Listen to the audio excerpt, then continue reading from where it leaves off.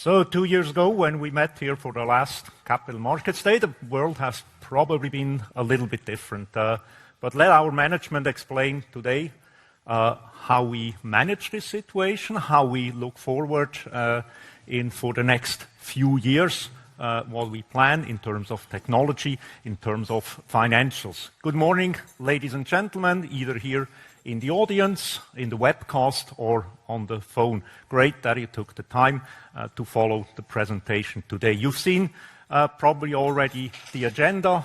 We'll have a first part with our CEO, Stefan Haverl, and our CTO, André Grede. After break, we'll have then the business colleagues from IXS, PCT, presenting on progress in their businesses. And at the last part is then for CFO to translate everything that has been told. How does it translate into financials? Before we start, two things. First of all, I give you some time to read the disclaimer. Please be aware that we make forward-looking statements. And the second point is please switch off your mobile phones or put them on mute. So 5 speakers, as I said already today. The first speaker, to which I hand over now, is our CEO, Stefan Haverl. Stefan, please. Thank you. Thank you, Uli. So, Comet is a story of constant evolution. Over 75 years of adapting to and driving some of the biggest technological and with this also societal shifts in modern history. Comet's history began in 1948 with a focus on solving challenges in X-ray technology, more specifically medical X-ray, a commitment to innovation and serving society that has shaped us ever since. In the 60s, we expanded from X-ray vacuum tube expertise into vacuum capacitors, entering high-frequency markets like broadcasting and telecom. The 70s marked our move into industrial X-ray components, establishing Comet as a key player in non-destructive testing. In the following decades, our technology supported major breakthroughs from the first CT scan to space missions, while we refocused on advanced industrial applications. The acquisition of Exelon in the 2000s, today's division IXS, we transformed ourselves from a component supplier into a full X-ray systems provider. And now, in the era of AI and automation, additions like Canadian software company ORS, the development of the Synertia and our CA20 system platforms are enabling smarter, software-driven manufacturing and inspection for next-generation semiconductor and electronics devices. And that's really been Comet's story. More than 75 years of adapting to change, staying ahead of and driving every major technological wave. From the first X-ray tubes in the 40s to today's AI-powered inspection and plasma control systems, we've continuously evolved with the goal to innovate for sustainable progress of our societies, of humanity. Ladies and gentlemen, good morning. Welcome to our Capital Markets Day 25.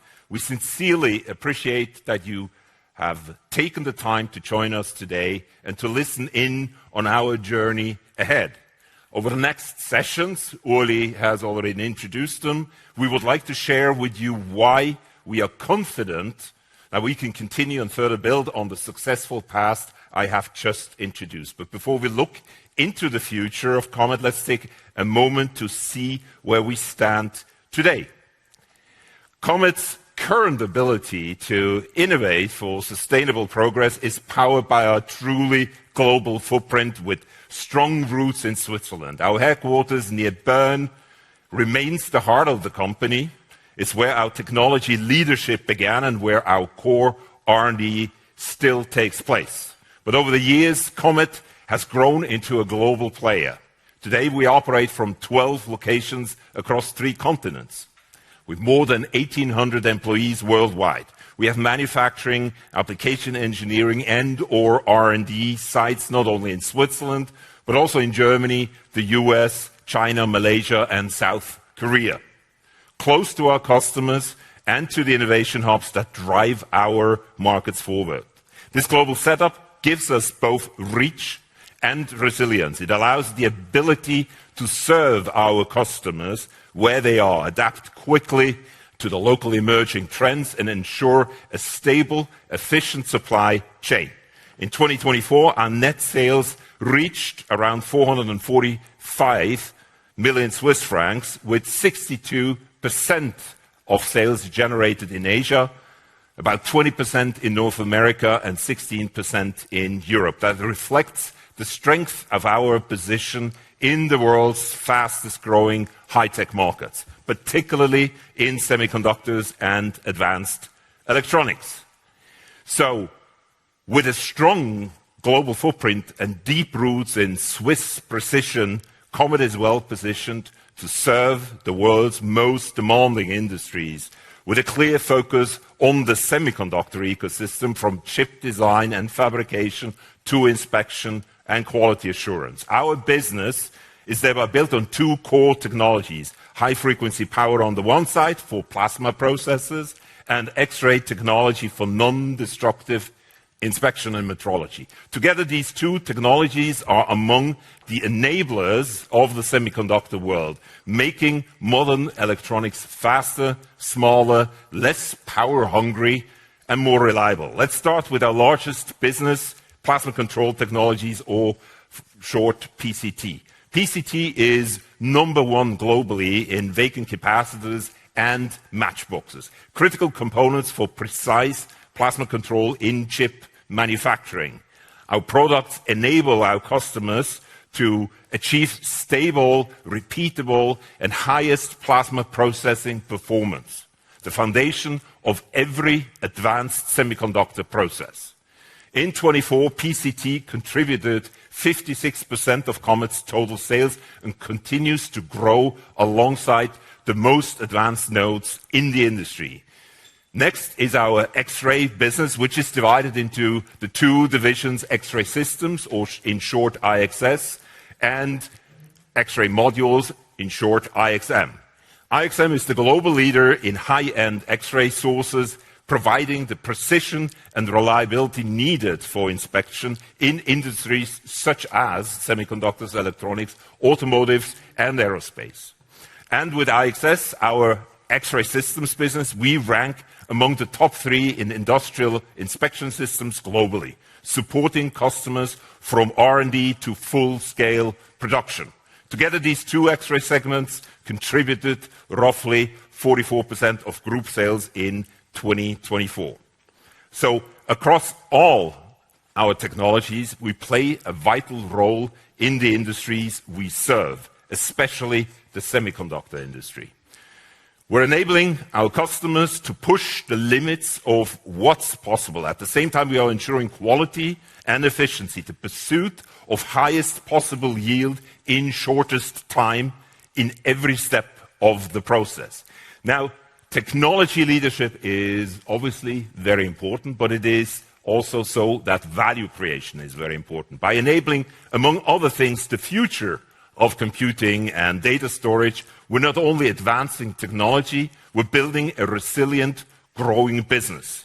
And the numbers tell the story. Over the past 25 years, our sales and EBITDA have risen to new levels through every cycle. And as we continue our journey and transformation, our focus will turn ever more on semiconductors, in line with our aspirations of technological leadership and in pursuit of higher profitability. As such, very clear, semiconductors are at the core of our strategy and a tremendous growth opportunity. So how do we plan to continue the long-term success story of Comet? As we just outlined, our technologies are integral to some of the most advanced industries in the world. The future is being shaped by semiconductors. We are not simply following the industry, but actively driving it forward. This is why our focus on this sector is increasing as we anticipate exceptional long-term growth opportunities. So where do we play in the semiconductor ecosystem? Now, Comet serves multiple parts of the semiconductor ecosystem. At the top, you see the major players in wafer equipment manufacturing, such as Lam Research, Applied Materials, or Tokyo Electron. They all depend on highest precision plasma control equipment to enable the manufacturing processes that build the chips that power modern life. This is where our PCT business actually excels. We are one of the preferred partners for RF power delivery.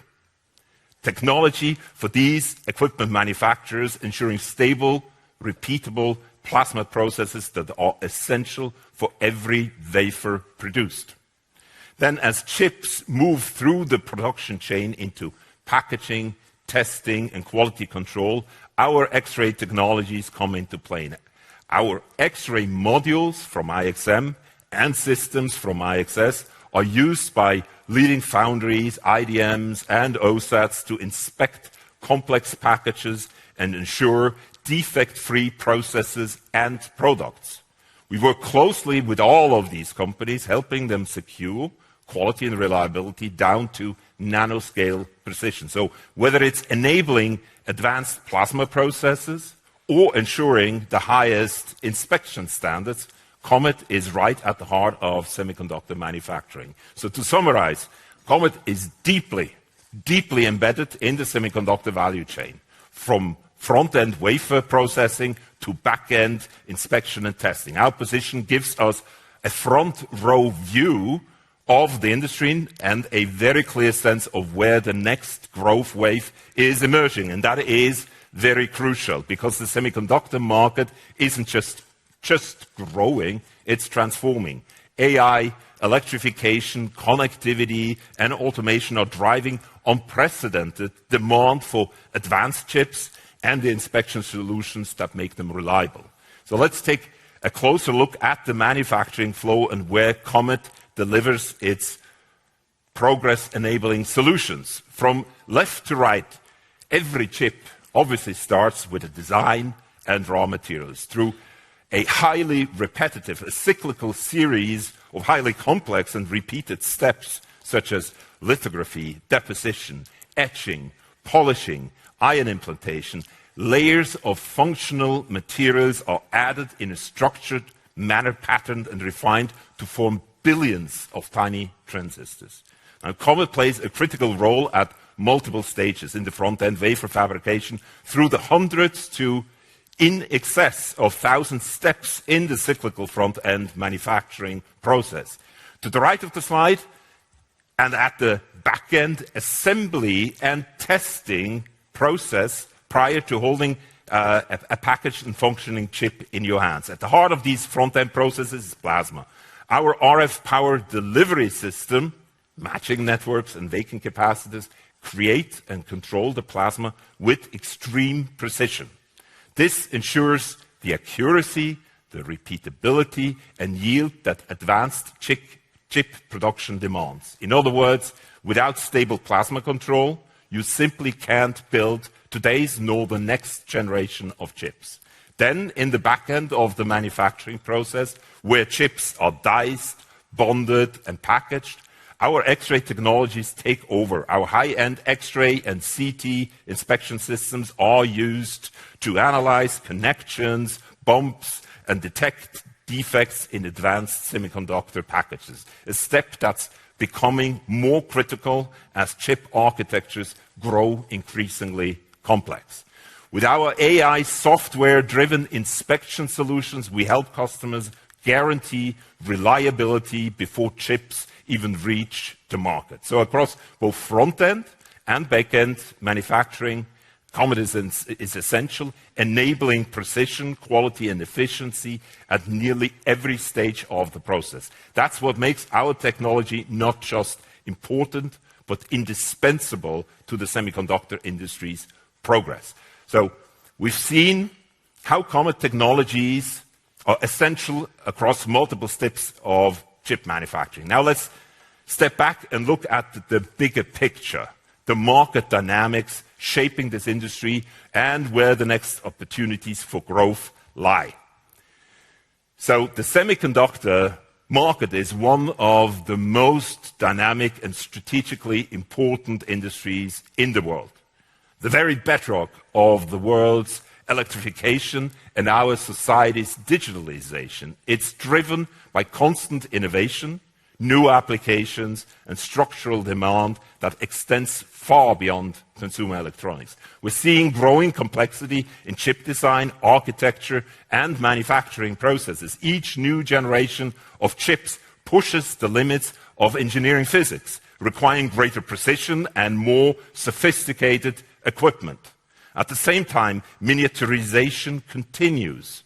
We're now moving from traditional 2D and 2.5D chips to 3D architectures, stacking multiple layers to boost performance and also power efficiency. Very important, increasingly important. And finally, the industry is evolving from individual devices to fully integrated solutions, combining compute, memory, and sensing into compact, powerful systems. Each of these transitions is accelerating demand for advanced plasma control and inspection technologies, which are the core focus areas for us. But what is fueling this furious drive? Now, the mega trends creating this momentum are very clearly digitalization, electrification, and increasingly AI, which together are shaping the modern world. The first wave, driven by Industry 4.0, cloud computing and the Internet of Things, connected machines, factories, and data streams. The second wave, which we're in today, is powered by AI, autonomous driving, and immersive technologies like augmented or virtual reality. These applications demand ever more powerful and energy-efficient chips. And ahead of us lies the third wave with 6G connectivity, quantum computing, and Industry 5.0, where humans and machines will work together in even more ever-intelligent automated systems. Each wave drives near exponential growth in chip demand, and with it, the need for precision manufacturing and increasingly inspection and metrology. With this growth in demand and market size, capacity expansion goes hand in hand. Now, between 24 and 2026, more than 70 new semiconductor fabs began or are expected to begin construction worldwide.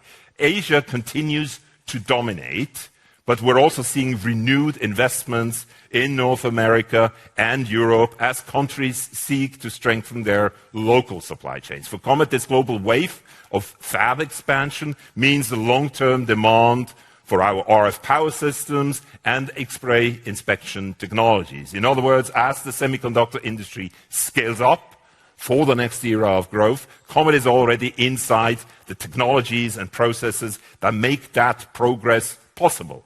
So with over 70 new fabs being built around the world and more to come until 2030, it is clear that semiconductor capacity will be expanding rapidly and thus demand for our products. But what is just as important as the scale is what kind of chips those fabs are making and what technologies are driving demand. Because as the applications become more advanced, the chips behind them require ever better products and partially entirely new technology. So how is the market and application landscape we are focusing on shaped? As we look at the semiconductor landscape towards 2030, we're talking about a market of roughly $1 trillion. But what really matters isn't just the size, it's how that value is distributed. Most chips by volume will continue to serve consumer products, consumer markets such as smartphones or mobile devices, IoT devices, or automotive systems. These volumes are critical for sustaining fab utilization and driving scale efficiencies.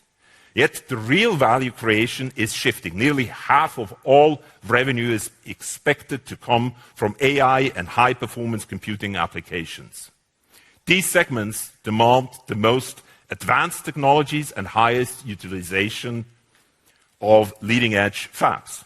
Now, the AI chip market is expected to grow approximately 4 to 5 times from 24 to 2030, driven by large-scale infrastructure and also increasingly edge applications. While there are only estimates available what share of total industry growth AI chips will represent, the rapid expansions makes them a pivotal driver of value creation. So the large promises and opportunities of AI are driving semiconductor demand and reshaping the industry for years to come. AI applications and requirements on the associated semiconductor devices are the most significant driver of front-end and back-end innovation. From generative AI models and data centers to edge AI in smart devices, the performance demands are skyrocketing and requiring faster, smaller, and very, very important, more power-efficient chips. And that demand translates directly into needs for new manufacturing technologies. We are enabling the next generation of chip making with our leading-edge plasma control. Our new Synertia plasma control platform is designed to meet the precision and performance requirements of AI chip production. In short, AI is pushing the limits of what's possible today, and Comet's technologies are helping to make it possible. But what needs to be achieved? Now, when we talk about pushing the limits and innovation in semiconductors, it really comes down to one key objective: efficiency. The industry is working to deliver more compute power, more data stored per square millimeter of silicon, per watt of energy consumed, per data package transferred and stored. That efficiency comes from 2 technology trajectories. First, continued and efficient physical scaling of individual devices. Make it smaller. Shrinking transistors to ever smaller sizes and moving, for instance, to gate-all-around architectures. Chip makers can pack more logic on every wafer, thereby increasing density and performance. This transition, which begins with AI and high-performance computing applications, will later cascade into mobile and consumer markets. Or in other words, as I explained before, today's value chips will become volume chips over time. Second, from so-called heterogeneous integration. As physical scaling reaches its physical and also commercial limits, chip makers are combining and stacking multiple chips into so-called advanced packages. This boosts performance without relying solely on transistor shrinkage, as well as it boosts power efficiency. And that's where Comet's X-ray inspection solutions are becoming essential, ensuring reliability and precision in these complex 3D architectures and packages. So whether it's controlling plasma in the front-end processes or inspecting stacked dies in the back-end, Comet's technologies are vital to enabling this new level of efficiency. Now let me elaborate a little further. Let's first look at transistor scaling. Despite increasing headwinds to sustain Moore's scaling law, the pace of advancement from process node to the next remains at present unbroken, requiring accelerating speeds in technology development and also deployment, while still yielding decisive performance improvements. As an example, TSMC's plans for moving from the N2 to the A14 technology node in the next few years, with each new node improving performance decisively, while also, and that is very important, reducing power consumption. For Comet, this rapid pace means understanding the industry's roadmaps, and speed in bringing solutions to the market is of the essence. We're focusing our R&D and investment exactly where our customers are pushing the limits. This means addressing rising process complexity, enhancing control, and staying close to all the leading equipment makers. Now, the reward for this is clear: growth opportunities. Growth.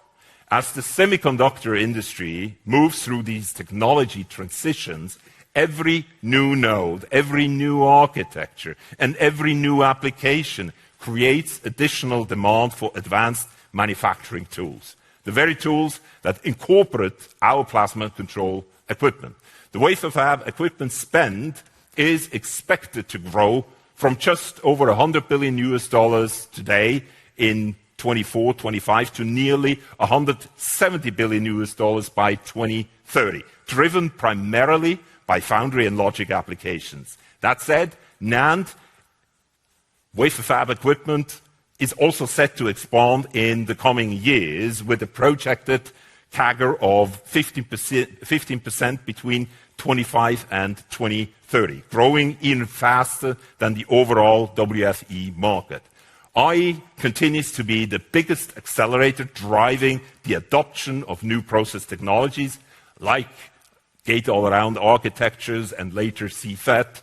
At the same time, the industry is being shaped by structural forces from AI demand and advanced node investments to geopolitical developments and the global race for technological sovereignty. These are long-term growth drivers that create sustained opportunities for Comet. Now, what is driving this WFE growth? Demand for new technologies and new capacities. Let's briefly turn to one of the big forces driving demand: the explosive growth in memory fueled by AI, data centers, and increasingly also edge applications. What you see here is the outlook for both DRAM and NAND through 2030.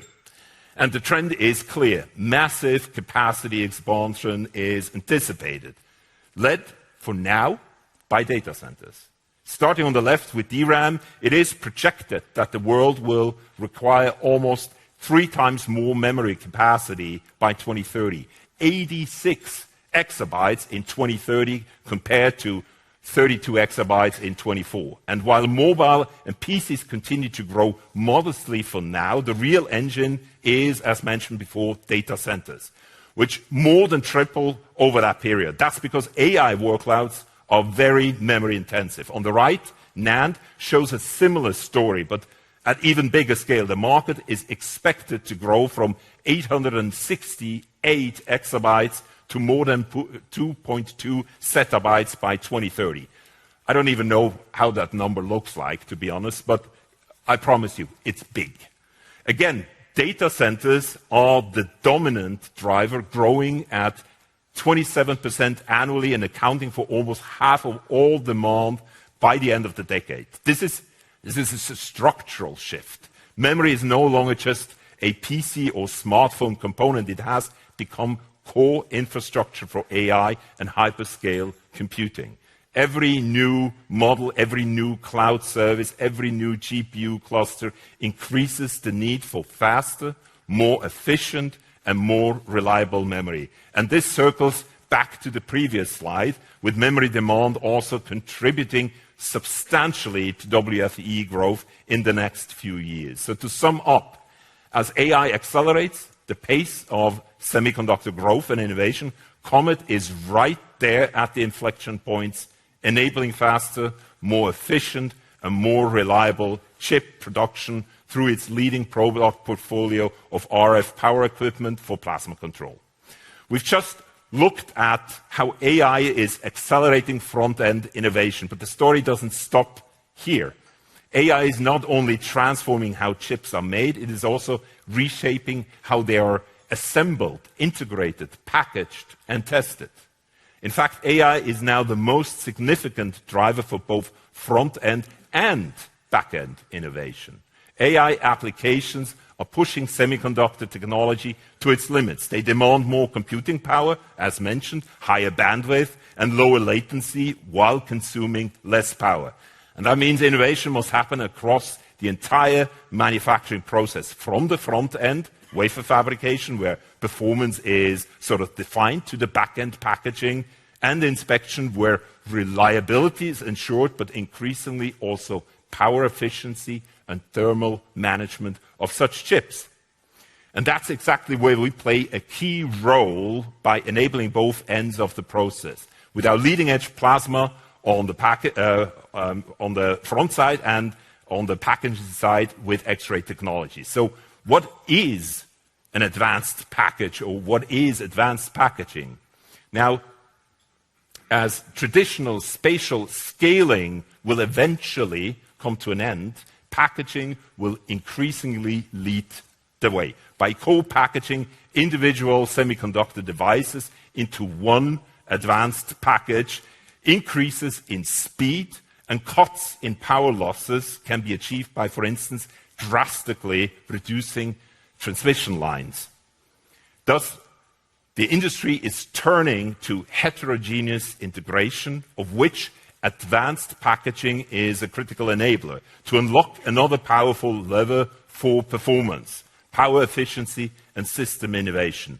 In 2.5D and 3D packaging, multiple chips, CPUs, GPUs, memory, and specialized accelerators are very closely positioned side by side or stacked and interconnected to act as one high-performance system. This approach not only boosts compute performance, but also improves power efficiency and reliability, which is essential for AI and HPC applications. Today, advanced packaging is one of the most important innovation areas in semiconductors, and Comet's X-ray non-destructive inspection solutions are becoming indispensable in quality control, ensuring that these complex 3D architectures, 3D structures are perfectly bonded, aligned, and free from defects. And how is this market evolving? Now, the growth trajectory for advanced packaging is still sort of in its infancy, but advanced packaging is currently one of the fastest growing and most strategically critical areas of the semiconductor value chain. As mentioned, as device complexity increases, the ability to integrate multiple chips efficiently, as close as possible to each other, either side by side or on top of each other, becomes essential. The challenges of placing these chips closely side by side and or on top of each other thereby drives demand for precise inspection and metrology solutions. The advanced packaging market overall is expected to grow at a solid 9.5% CAGR through 2030. But the segment most relevant for Comet, back-end metrology and inspection, is growing even faster at 11.3% per year, reaching about $850 million by the end of the decade. It is also important to note that this market is highly concentrated and geographically focused. Roughly 90% of revenues are generated thereby in Asia, and the top 6 suppliers control more than 80% of the market. This is why we continue to invest in people, especially in sales and service roles in the region, to support customers who rely on us for testing and qualification.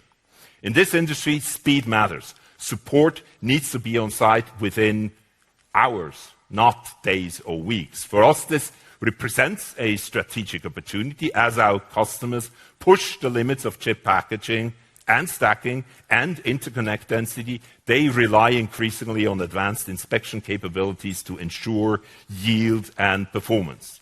Now, with the multiple growth opportunities in our divisions, how does our overall addressed market look like?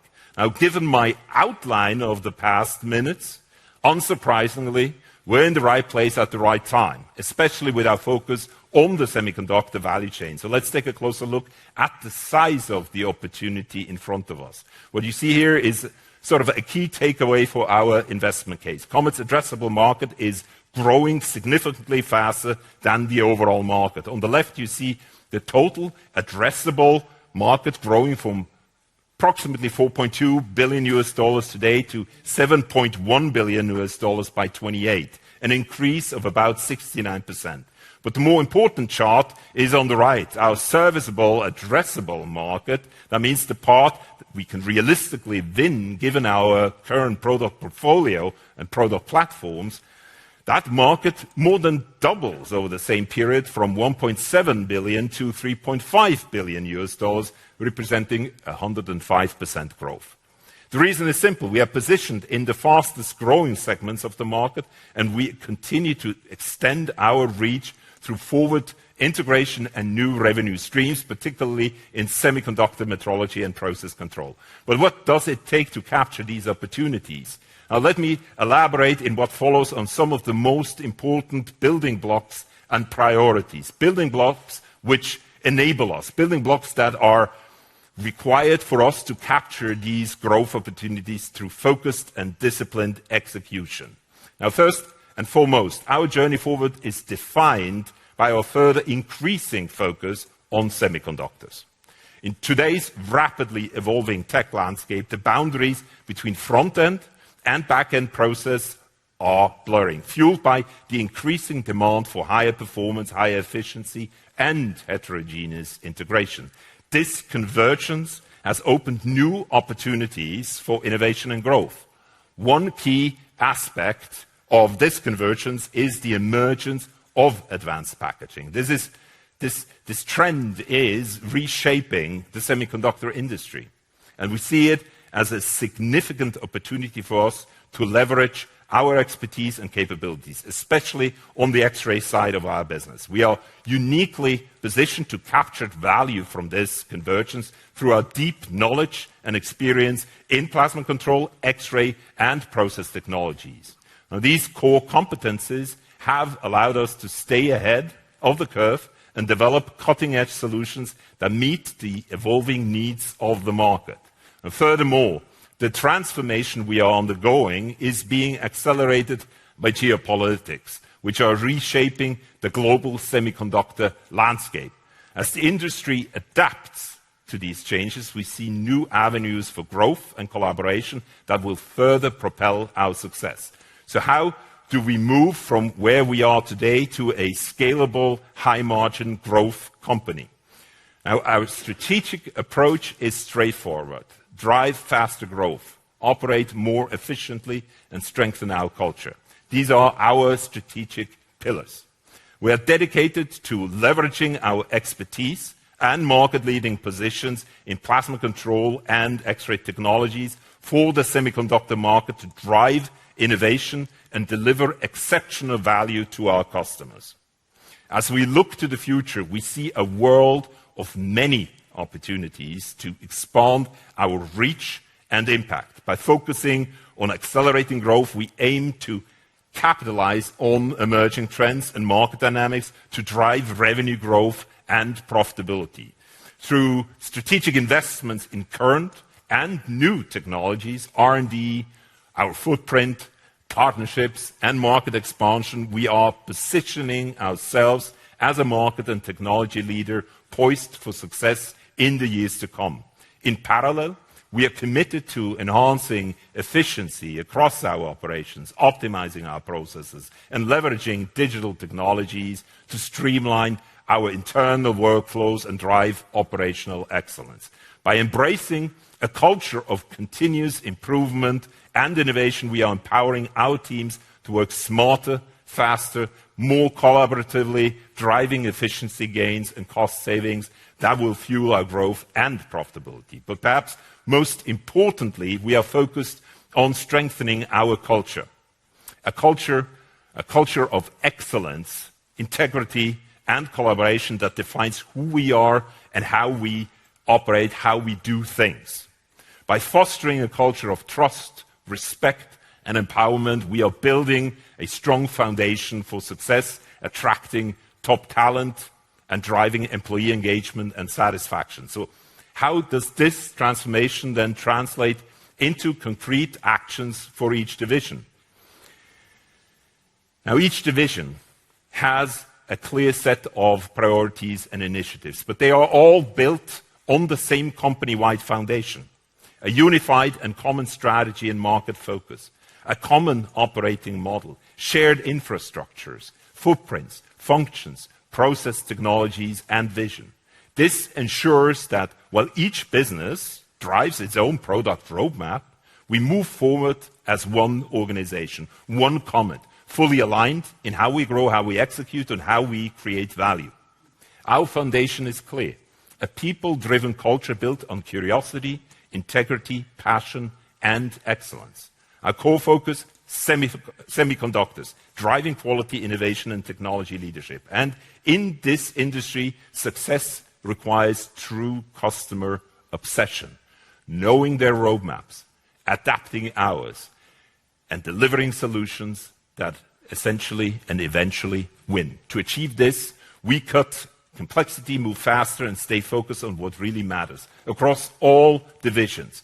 These priorities and several more included in the slide unite us. To shed light on PCT's strategy, and Yuri will talk a little bit or a lot more about that later, the division aims to transition from a component supplier to a full RF power system provider, offering comprehensive solutions for the semiconductor and electronics industry. By focusing on plasma process control for advanced semiconductors, PCT is further establishing itself as a key player in this technology, scaling Asia-based manufacturing and R&D to serve global OEMs faster and more cost-effectively enhances the division's and obviously Comet's competitiveness. In the IXS division, and Isabella will talk quite a lot about that later, we further specialize in high-end X-ray and CT inspection systems for advanced packaging and semiconductors. These technologies drive efficiency and reliability from early prototyping to manufacturing, offering a range of solutions and integration services close to the customers and markets. We cater to clients' needs from the lab to the fab with precision and expertise. In IXM, investments in dedicated semiconductor X-ray sources, software, analytics, and AI empower customers to make informed decisions and excel in a changing industry landscape. Strategic restructuring in traditional markets enhances profitability and agility, positioning us for success. Our focus on semiconductor technologies, graphic expansion in Asia, and digital transformation drive operational excellence and growth opportunities. Common to all divisions is that high-performing product portfolios addressing the key points industry are key to our growth. Now, how do we go about this? Now, the growth elements of our One Comet strategy are leverage, expand, and broaden. Leverage is anchored in what we do best: high-frequency power, X-ray, system design, and thus the continued advancement of our Synertia, CA20, and Dragonfly platforms. These core competencies have been instrumental in shaping our success and will continue to be the foundation upon which we build our future growth, where we spend also the majority of our R&D investment, leveraging our strong core competencies. Beyond the focus on our core competencies, we are actively expanding into complementary domains, very close to the core, in line with rapidly evolving demands of our focus industry, exploring adjacent and complementary technologies and services that will allow us to offer superior process-centric solutions to our customers in the semiconductor ecosystem. Furthermore, we are strategically entering targeted markets to strengthen our position and broaden our relevance in the semiconductor value chain. By identifying and capitalizing on new growth opportunities, we are positioning ourselves for long-term success and sustainability in a rapidly evolving industry landscape. Our expansion into adjacent technologies and services will not only enhance our offering, but also solidify our presence and broaden our relevance as a key player in the semiconductor ecosystem. But having excellent products isn't enough. Permanent physical and scalable presence in the market regions of our customers is of equal importance. Comet's gateway to Asia, where our customers sit, and so our customer base is for Comet Penang. Penang was once primarily an electronics assembly location and has evolved since the 70s into a fully integrated semiconductor ecosystem, from front-end design to advanced packaging, testing, and equipment manufacturing. Today, more than 50 global semiconductor leaders operate here. In short, Malaysia is becoming the new Silicon Valley, the Silicon Valley of the East, with Comet positioned at the heart of it. In Penang, we're investing where it actually matters most, in scalable, cost-competitive, and future-ready production capacity. Penang is a strategic milestone for us, our flagship expansion project, and a key pillar of Comet's global footprint and strategy. Construction of our own building is progressing fully on schedule and within budget.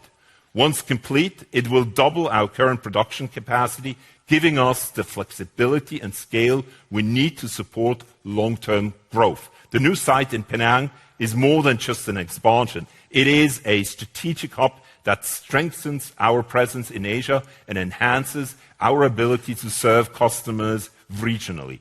We are executing this in well-defined steps. After securing land in 2023, we're now moving toward full operations in the second half of 2026, so actually next year. During this transition, we'll gradually shift appropriate production activities, shared services, and back-office functions to the new facility. These moves ensure business continuity while scaling efficiently. The building adds over 15,000 square meters of production space and follows a very clear roadmap toward becoming our Asian hub, the latest by 2027. This expansion brings multiple strategic benefits: long-term efficiency and scalability, a balanced and resilient global network, cost and scale advantages, and importantly, proximity to our regional customers. In short, Penang is how we are also securing future growth, besides investing into future product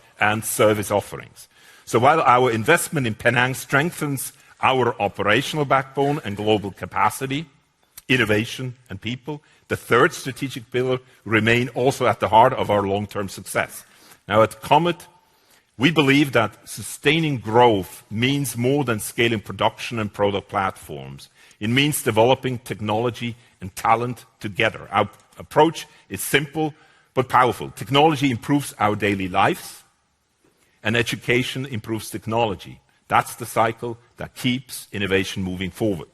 We're deeply engaged in programs that strengthen that cycle, from our apprenticeships and training programs to our collaborations with leading universities worldwide. We're also proud to be part of the European Chips Diversity Alliance, co-funded by the European Union, which promotes inclusion and skills development across the semiconductor industry. And our efforts are being recognized, for example, with the Semi Europe 20 Under 30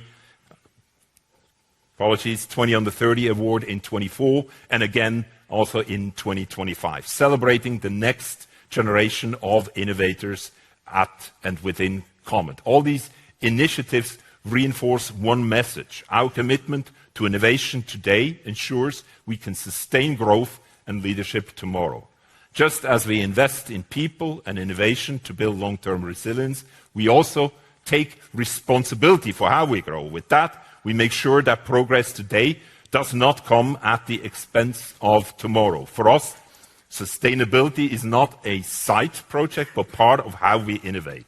Under the same guiding principle, innovating today, sustaining tomorrow, we're advancing both technology and environmental performance across our operations, silently, calmly. You can see this in our progress on carbon disclosure and transparency. In 2024, Comet achieved a CDP score improvement from C to B, moving ahead of the industry, actually, regional and global averages. This reflects stronger data quality, clearer targets, and tangible action plans for emission reduction. One of the key enablers is our expansion of renewable energy use. Across our sites, including the new facility in Penang, we are integrating solar electricity generation and green electricity sourcing. And we're on track to exceed 80% clean electricity by the end of 2025. These initiatives are not only about responsibility, they're about resilience. By reducing our environmental footprint, we also reduce cost exposure, increase energy independence, and strengthen Comet's long-term competitiveness. Now, this brings me to the end of my speech and the end of the introduction of the Comet Group. Now, to emphasize the importance of technology, I'll hand over at this point to Andre Grede, Comet's CTO. Andre, please join me on the stage.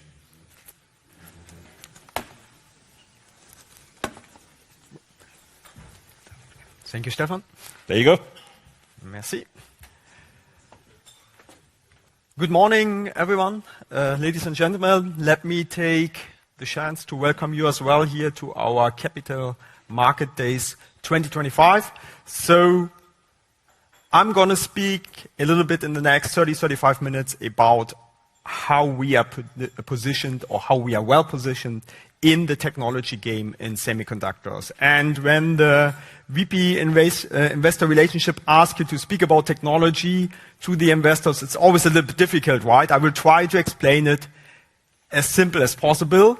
On the other side, I want to be correct, but most important for us is, of course, we don't want to give away our IP. So please understand that we cannot share everything, especially not the newest things we are working on, but we want to give you some confidence what we are doing and that we are doing the right thing. And as I said, that we are well positioned in the game. So let's start again with the ecosystem that Stefan already described, where you on top have more and more companies developing semiconductors, designing semiconductors, processors, certain application systems. But on the other hand, you have fewer and fewer companies who are able to afford the environment that is needed to produce these semiconductors. So actually, there are only some big ones for logic left, some special ones for things like high bandwidth memory and so on. But with advancing technologies and challenges and performance in this industry, there are few and few companies who can really do the last technology node. And they, of course, rely on their suppliers. So if I am a little bit overconfident, I would say technology is actually not driven by, or at least not only driven by these companies like Samsung or Intel or TSMC. I mean, they build now 2-nanometer chips. Who enables them to do this? All the companies who make the equipment, who develop the equipment, because you can think of the coolest, best, most performance structure if nobody gives you the materials to do it, if nobody gives you a process and the tools to put the material into hardware that is doing what you once thought out or simulated, it will never become reality. And that's why the supplier of systems like us or subsystems like, for example, PCT, really have such an important role. And although a lot of things for you may be like sometimes new, surprising, you see it, new kind of memory coming, new kind of AI chips coming, new technologies you hear about, all these things are rarely, nearly never a revolution. There are roadmaps over many, many years. All these things are evolutions, step by step, learning based on a lot of experience. And I mean, we have the same examples in our company. When we started with Synergia, we knew it would be a long challenge. And we also knew that it would not be an easy way into this because the generators were new for us. But you will later hear from Yuri how he with his team now finally succeeded and really placed this new technology in the market. We are finally there. And honestly spoken, if you look back, how many companies were there 5-10 years ago supplying generators into the semiconductor market? And I really mean the top tech nodes at the top 3-tier OEMs in this market. it's still the same number of companies, plus Comet. Nobody else has really succeeded to get qualified at the top tier customers on future high volume tools. And this is really an achievement, as I said, which does not come overnight. It depends on a lot of work and, of course, on a lot of experience. And that's the same on the CA20 side, by the way. We are not just talking about it anymore. We have not just people testing it. You will see that customers start to adapt this new technology to their processes, and Isabella will speak about this. So the dependency in this very complex, demanding environment is bigger than ever before, all the way up from the companies designing semiconductors all the way down to companies like us who supply the equipment needed to make the next or achieve the next technology node. So I want to, as a next step, look a little bit at like what is really driving these new next technology nodes. And of course, from a like end customer or from a financial, from a business perspective, it's topics like AI, life science, autonomous driving, all these things. If you look at these things from a more like, a little bit more with the technology glasses, you will see it is mainly about what Stefan said, performance. And performance can be more computation power. But performance can also be, I want to load or charge my electrical vehicle faster. So scaling up current, scaling up voltages. And at the end, it is not just about functionality per square meter or square millimeter anymore. It is now per volume. And it is always about functionality per cost. Because even if you think that a complex AI chip today is quite expensive, if you see it with relation to the computation power 20 years back to a simple CPU, which cost at this time, I don't know, $20, $30 if you bought it, you will see that this relationship is always improving as well. You get more power per cost. And the main drivers from a technology point of view are actually three, if you simplify it, of course, a little bit. So the first one is scaling. And scaling is not just making things smaller. You know, scaling has especially developed in semi to the third dimension. So we are scaling not planar structures anymore. We speak about scaling volumes where we make devices or systems. It's about advanced architectures. For example, you have not a single processor anymore. You have processors for certain domains, for certain tasks to increase, to scale performance. You have advanced architectures now, like the 3D scaling, heterogeneous scaling of systems. And you also have new, for example, memory-centric architectures.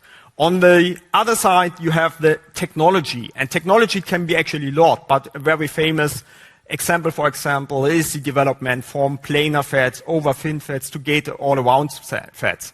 We are now speaking about complementary, about CFET. There are other technologies where you, for example, try to use the magnetic properties of material to store information, MRAM, instead of using the electrical properties.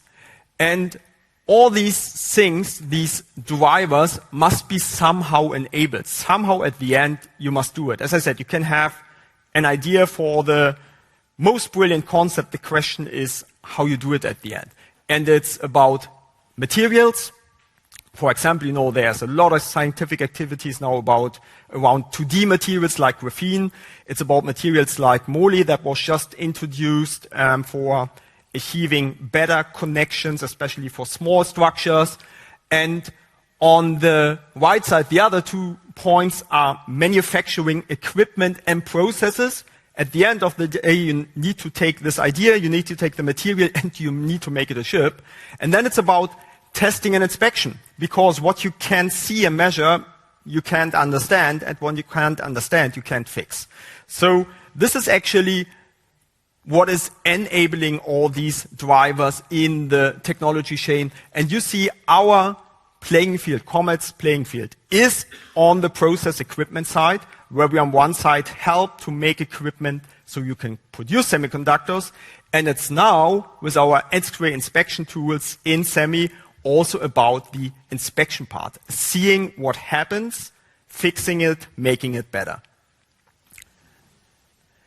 Let's start at the famous front end, which is of course not new to you, and I try to put the chain here again. As you know, the production chain, of course, it's highly simplified, but to summarize again what we are doing in the front end with Yuri and his team at Plasma Control Technologies. We are driving the process with energy, with power for plasma. So if you consider plasma the tool to do the work, to deposit something, to modify material, remove it, you need an energy source to drive it. And it is not just a simple energy source like a 220 volt wall plug. You need special kind of energy. You need a special way to control it. And that's what we are doing there with our whole chain now, from the Synergia RF source generator. Now this year released via the Synergia match, using the same control system and a certain connectivity to the Synergia generator, and the vac caps, which are still a very important element. So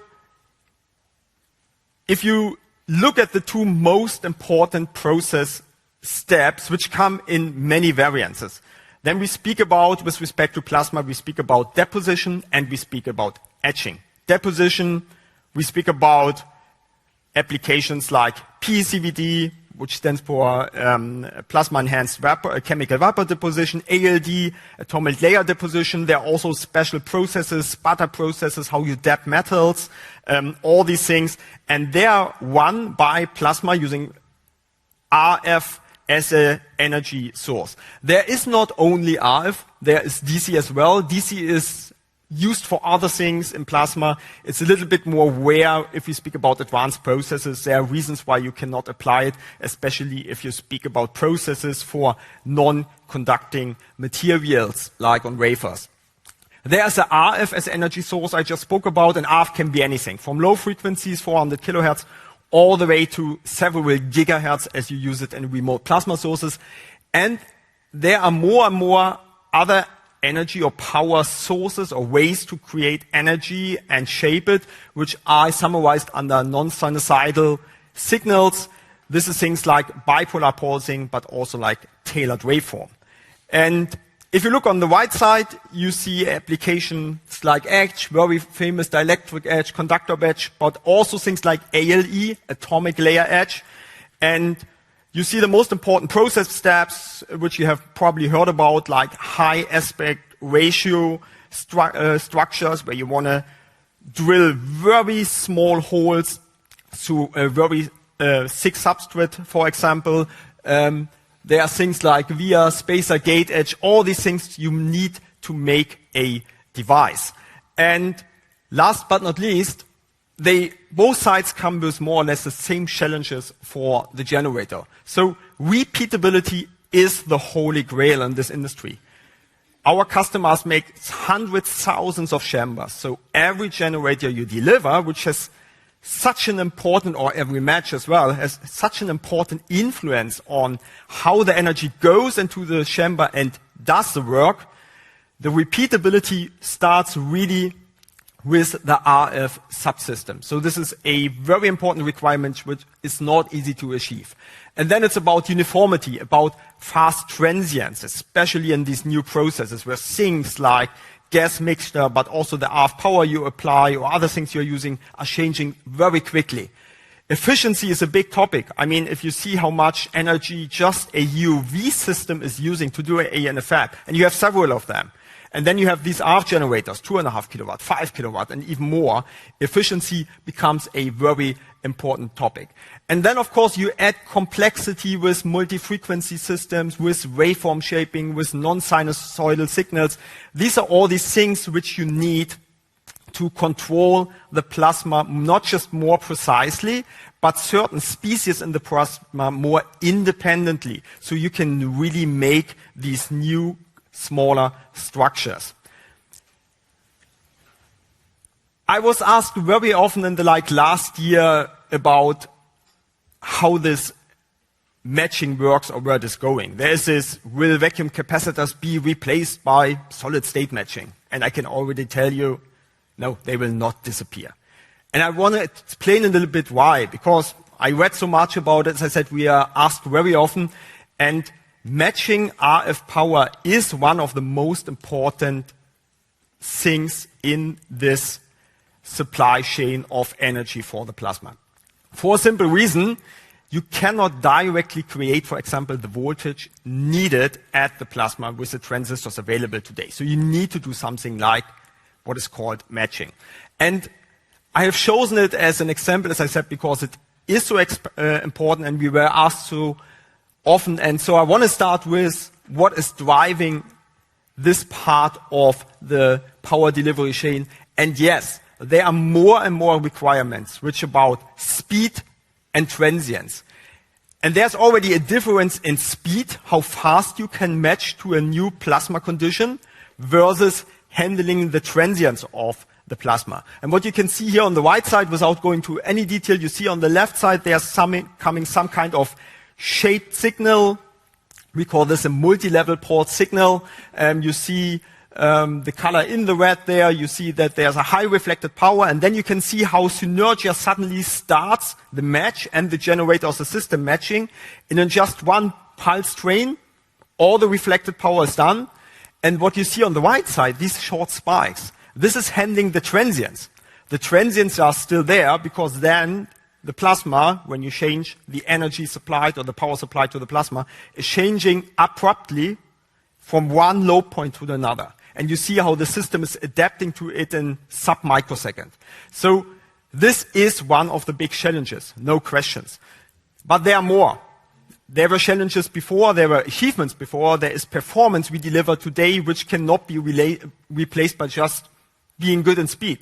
It's all about the operation area. So all these plasma tools are not just doing one process step. There are many process steps. There are different processes. There are different working conditions, different gas mixtures, different chemistries they are using, different pressure, different power they are supplying, and so on. So finally you end up with a lot of what we call load conditions, which you must be able to handle with your RF system. And the thing is also, our customers develop these basic processes. They ship tools to their customers like TSMC, but the story doesn't end there. These systems are in the field for 5, 10, 15 years and longer. And these end customers continuously redevelop or improve these processes with their growing knowledge over the years. So very quickly it can happen that the load point, which is at a certain position in the chart there, really moves dramatically because TSMC has a new idea for a new process. Our system, if it is a good system, should still work. And you have to think about these things as well. So the working area or operation area is a big challenge. And then, as I said before, everything is about efficiency, accuracy, repeatability. You must calibrate things. They must be all the same. This is what we are doing in our factory. This is what we have a special lab for that we have set up in the last years. But calibration is only removing the offset. So the technology you're choosing will have a lot of influence how your system is, for example, fluctuating or how it is drifting. And all these things are connected. If something is not efficient, it means it burns energy. It becomes warm.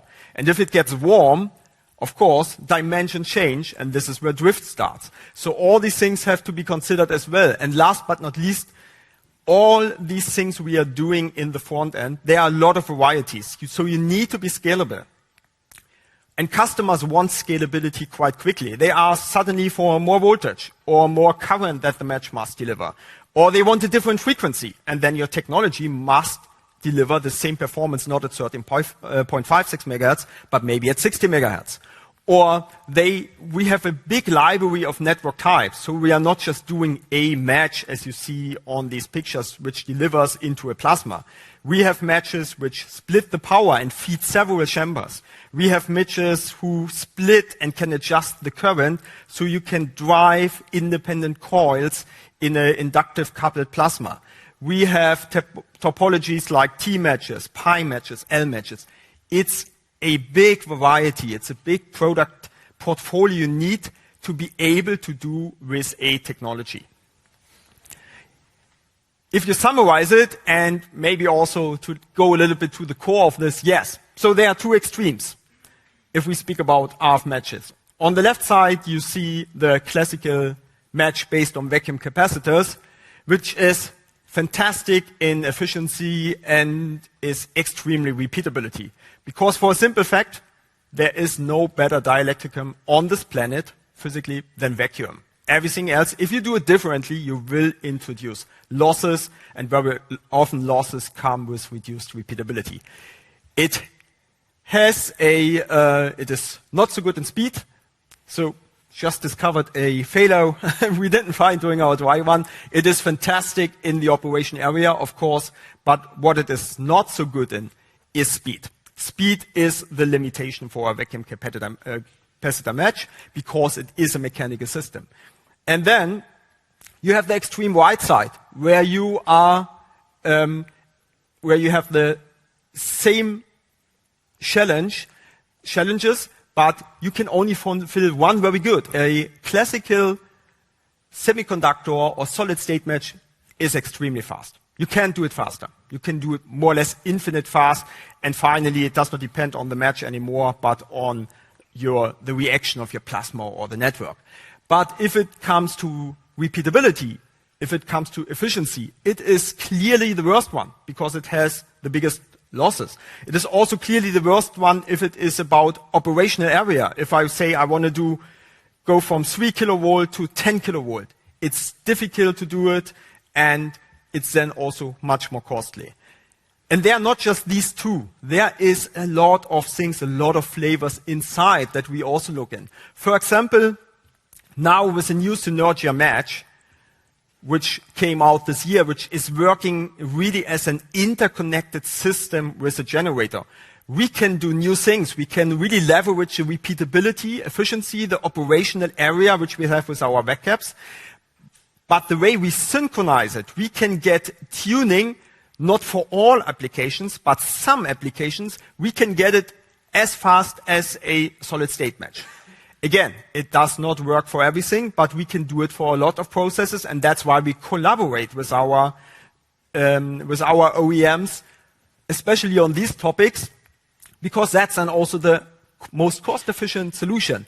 And then there are other concepts like what we call hybrid matching, and I cannot tell you because there we have some really new ideas we are still working on. There's a lot of IP involved, how and what we are doing it, but there we try to bring these two best worlds of solid state matching and classical vac cap matching together at a reasonable price. Last but not least, there was place for one more box, and there is something what I hear about very often as well, and it seems that confuses people, like matchless systems or direct drive. So honestly spoken, a lot of this, what you hear, is very often also some kind of advertisement. I can tell you the direct drive you hear about uses a lot of vacuum capacitors. Good for us.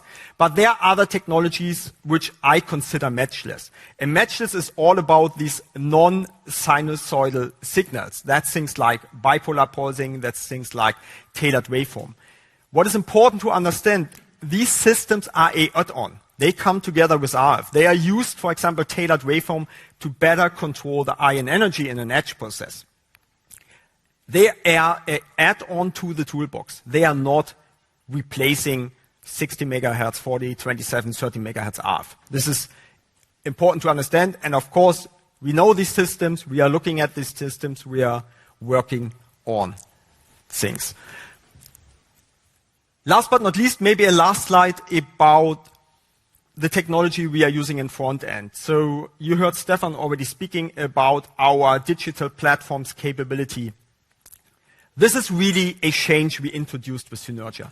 And actually it took quite a while until it reached the market, was accepted, but now with these advanced nodes, our customers really see the advantage of the capabilities in the data range, about the synchronization we can do with equipment that we can do with a new platform. And I will actually leave it to Yui to speak more about what we have achieved there and how this is now really hitting the market, because you could say with all these data-driven analysis, 2-3 years ago, we were a little bit ahead of the market. now is a time where it's really needed, and it's actually a unique selling point of the whole Synergia system. So short summary for the front end. Where do we play and what do we do? And as Stefan said, we are leveraging the technologies we have, which will not go away, which are used for 10, 15, 20 years after they were introduced into the semi-market. And don't forget, this is how the semi-market works. You add new technology. That does not mean that the old one is going away. So it is running for a quite long time. Of course, we are now expanding with Synergia, with our new ways to process data in real time, especially with the real-time control platform. We are processing and expanding also into new processes in the back end, which we will hear a little bit about, because they are turning towards plasma as well. And very important for us, these new technology platforms we have developed give us a lot of capabilities. That's why I spoke about the match example. At the end of the day, we need to pick the right one. We need to pick the one which has a sizable market, which solves a high value problem at our customers, and which does it for the right cost. We are not a university. It's not about developing the fastest match, the generator with the highest output power or highest frequency or whatever. At the end of the day, we must solve the customer problem, and we must do it for a certain cost. Let's jump quickly from the front end to the back end. And I want to speak a little bit about the increasing importance of the back end, because a lot of things you're seeing, as I said, these are all evolutions, not revolutions. There was a lot of scientific activities, but there were already also a lot of specialized solution in the advanced packaging market before. And you see a little bit the timeline, what was introduced when. And for example, the embedded bridges, which Intel is using today with their chiplets, this was actually already introduced like 8, 9, 10 years ago. There is a big change in this market, and that was, on one side, on the commercial side, the driver, which is AI, which needs this kind of advanced packages to really deliver the performance. But there is also another reason, which is that the scaling, the new technology nodes and the front end, they have become so expensive and so complicated at the same time that this opened the door for these technologies, because they are also not cheap, right? Doing a complex setup with chiplets and HBMs and in-output communication into advanced package, this is not a cheap thing. But compared to what you need to spend now in the front end to make advances with respect to Moore, with respect to performance, this is now a viable option, and I can tell you it will not go away again. So this is one of the reasons the homogeneous scaling down to smaller structures is not dead. But there is a gap that is now filled and completed by advanced packaging. The second thing is that we are really going from devices to systems.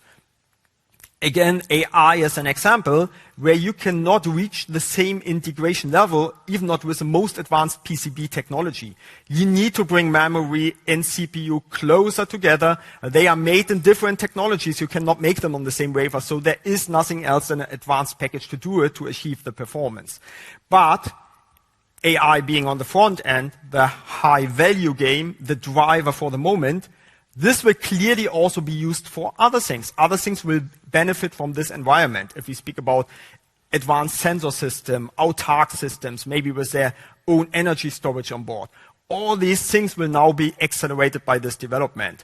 And last but not least, after from devices to systems, there's a third point, which is you can simply now combine also the perfect technology node with a reasonable or a balanced cost. So you don't need, if you make something on a wafer, you need to use the same technology node for everything. But that's not very cost efficient. Maybe I use a newest processor with a 2 nanometer process, but all the in-output networks around, digital or analog, of course you can use a much older technology node, which is much more cost efficient. So advanced packaging is also a way to optimize which technology for what cost to use in a device. And on the top chain, just to remember you, I have showed such a classical packaging process of the past. And it's, of course, simplified. The message that should come across is, so far in the back end, everything was more or less in 2D. Of course, there were already advanced packages which included processors and sensors, but normally they were placed side to side, they were connected via a distribution layer, and then you see the normal steps. You had an overmolding, and then you before you either do some bonding to the lead frame so you can connect it to a circuit board, or you build up these boards on the backside, so you can, which we call ball grid arrays, so you can solder it on the PCBA. But these were mainly the steps done to do a package. And a big difference, especially with the testing, was you packaged a device. Maybe this was a 50-cent device, maybe it was a $5 device. At the end, you tested it. If the device was bad, you scrapped $5. So if you had a reasonable yield, and you normally had because the complexity was much lower, that was not such an issue. Now you have started building complex devices, and these complex devices are made of, or systems are made of high-value devices. The memory, extremely expensive, such an HBM, especially if you put 8 in a package. And then all the the chiplets, the CPUs, maybe different one, maybe some optic for communication. So the value of these packages is extremely high. And of course, you cannot simply, like I said before, oh, $5 device doesn't work, scrap it. You cannot do this with a $30,000 AI system or package, or you don't want to do it. The business case will not fly anymore if you work this way. So there's a very simple strategy coming with this, which is called good die or good material. You need to check the devices before you put them together if they are good. And when you have the different assembly steps, you want to check in between as well, because in your value chains, if something goes wrong, you quickly want to take the chance to either repair it, or you want to stop assembling and not put more good material in to finally scrap it because of one bad device in the system. And this is, if you do this in 2.5D or 3D, there is a inspection gap. Because so far you could test everything from outside, or you could look on from the top or from the bottom, and you always saw what you had to see. This is not possible anymore. There are only two ways you can do it. You either take this thing if you have an issue and you cut it open and you look for what was going wrong, or, and Isabella will speak about how this works, you take a 3D X-ray or 2.5D X-ray system and look inside. You save a lot of time and find the problem much faster. You increase not just your output, your quality, but you can also directly feed back the information to your production loop and increase your yield and make sure you do not lose another system or device. To do this, we hear a lot about 3D inspection, about the CA20, about us with inspection system in semi. And by the way, it's an important step for us. Don't forget, so far we were delivering components, modules, subsystems to the front end, to the ones who are making the machines to produce semiconductors. In this case, we start the same way. We make the components and the modules, like the X-ray tube and the corresponding high voltage generator. We make all the handling around it, but now we also make the system. So we have advanced from delivering subsystems to delivering systems, at least in the back end.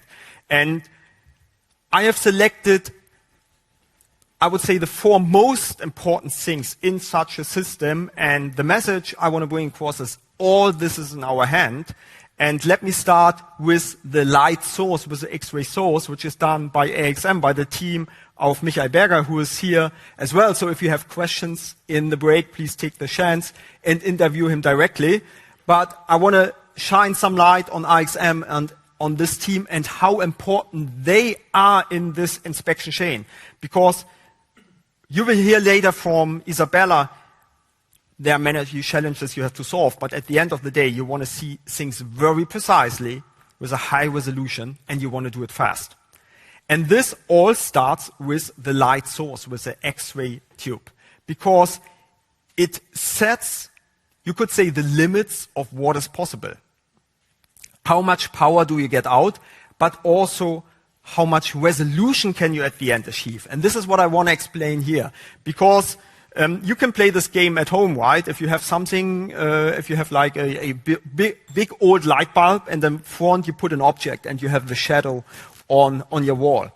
And then you take a small LED where it seems the light comes out of one point, and then you will see the same object, but the surrounding will not be so blurry anymore. The picture will look much sharper, much higher contrast. And the reason and the challenge is the same for X-ray. You want to have X-ray coming out of one single point. Then your picture would look like this.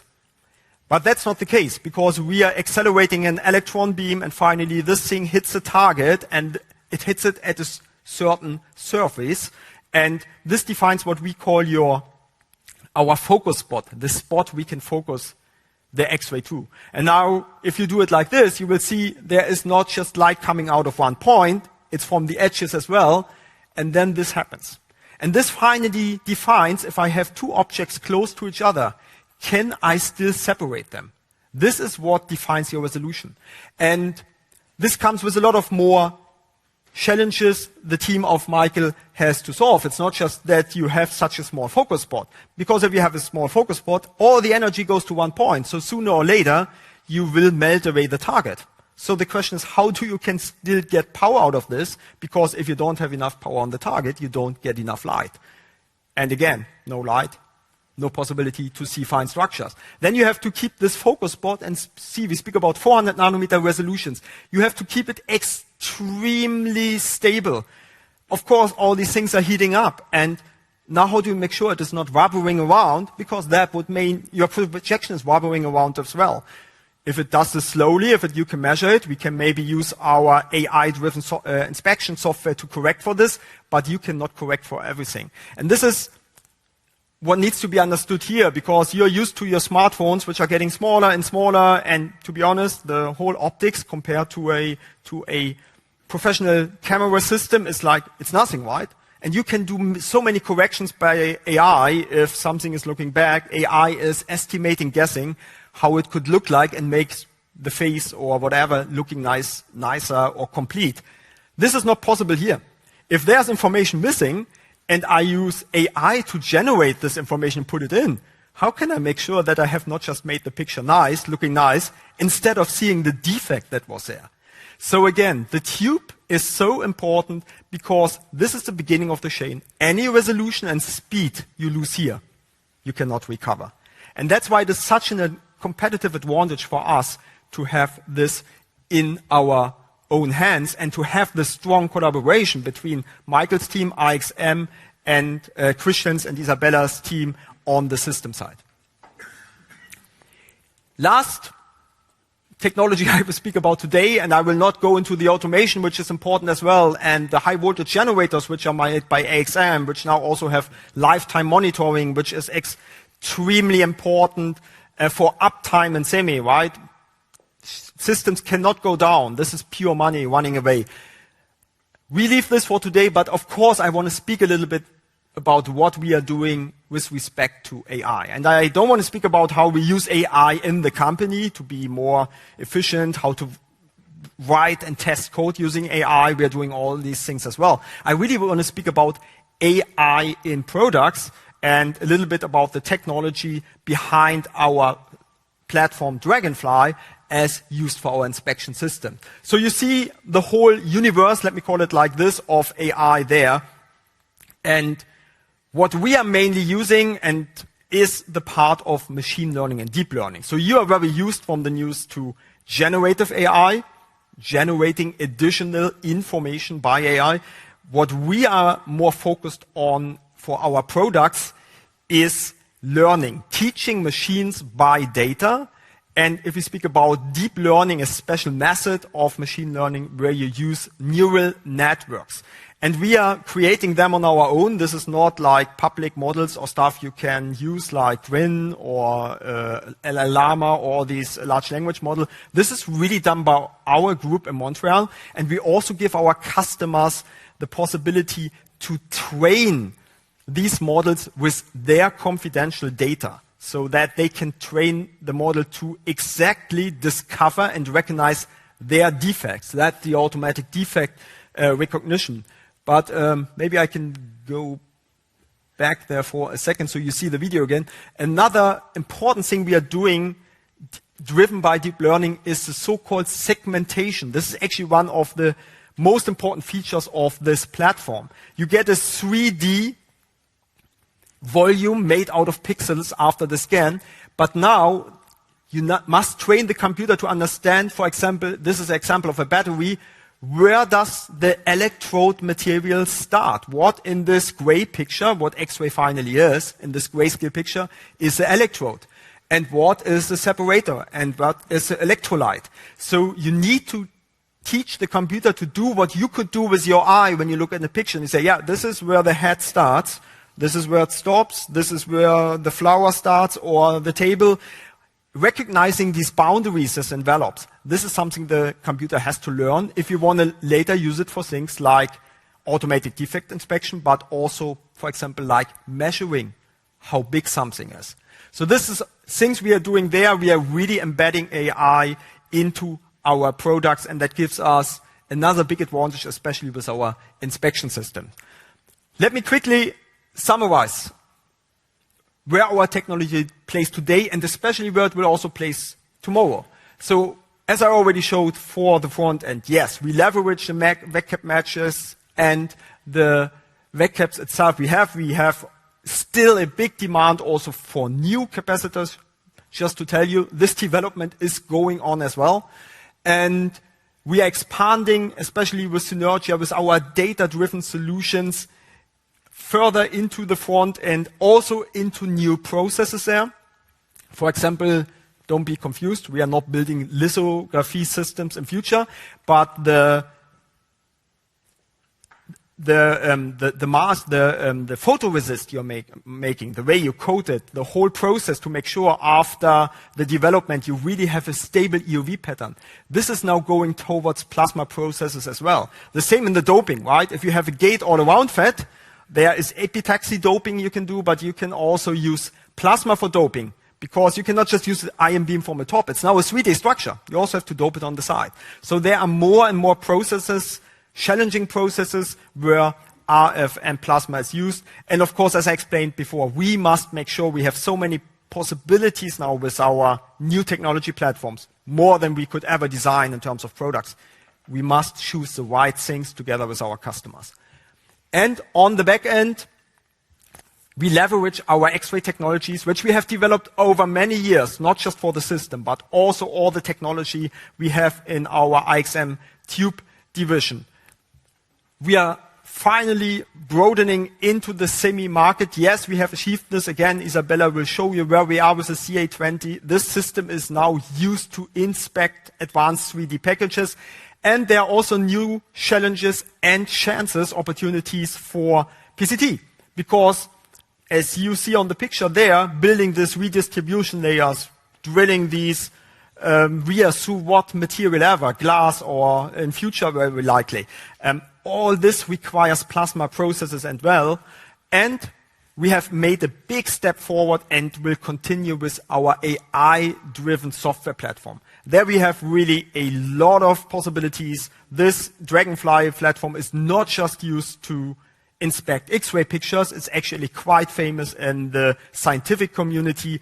It can do a lot of advanced things like data fusion, and there are many chances for us to further develop the technology, but also the market we are serving.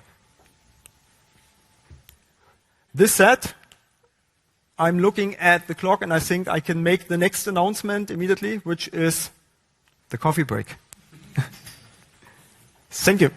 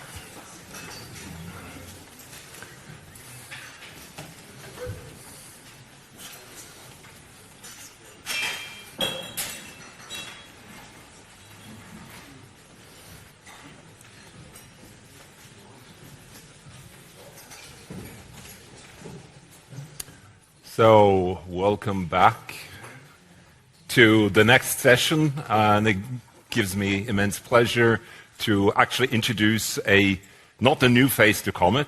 She's been with Comet for many years, but a new Comet face to the Capital Market Day. We will continue the next session with a deep dive into IXS, Industrial X-ray Systems, the deep dive will be led by Isabella Drolz. She is Global Head of IXS and VP of the commercial stream. And later on during the Q&A or the apéro riche, she will be accompanied by Christian Driller, who is our VP of R&D and Operations and equally a Global Head of IXS. Without further ado, Isabella, please take over and give us a deep plunge into where we are with IXS.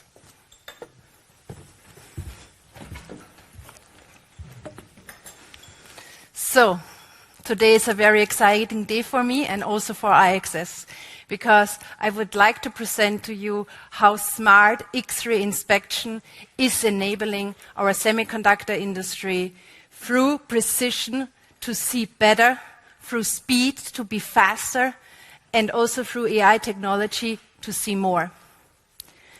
But before we go into that, how did this whole start? And I would like to basically take off where Stefan left. Our daily life is influenced by AI, and we are basically living in that world. But AI did not just come around the corner like that. It was evolving over time, and so also did our journey. So 4 years ago, when we decided to go into advanced packaging, nobody talked about advanced packaging. Today, 60% of the GPU's value is comprised of advanced packaging technology. So this means tremendous change. So what does this mean? You've heard a lot about the technology from Andre and also from the market, from Stefan. But let's take a deep dive into that. So we can separate in two basic streams. We have the volume production and the volume market, and we have the high-end packaging market. And if you look to the volume production, you see single-layer functions, and you see like sizes that we are inspecting between 60 to 100 micron, and on the single layers around 10 micron. To put it a little bit in perspective, because sometimes we talk about micrometer levels, like what is that actually? So if you take one hair, just one hair, I'll pick one, I have a couple of them. If you take one hair, this is around 100 micrometer in diameter. So that means on the volume packaging market, you basically look at solar bombs that are big as one hair's diameter, or less, like 60%. And on single-layer fronts, you're looking even at less power, like 10%. So 10% of a diameter's hair, which is, when it comes to the volume packaging market, and it's a single-layer structure, is not that challenging anymore. If you would have asked us 4 years ago, we would have probably given a different answer. But we are now looking at the high-end market, at the high-end advanced packaging market. And you heard that before from Andre. The 2.5D, 3D chips, they are coming more complex. And you see it up there, the upper layer, you see the complex structures. And there are even the simple ones. There are chips now with 16 levels.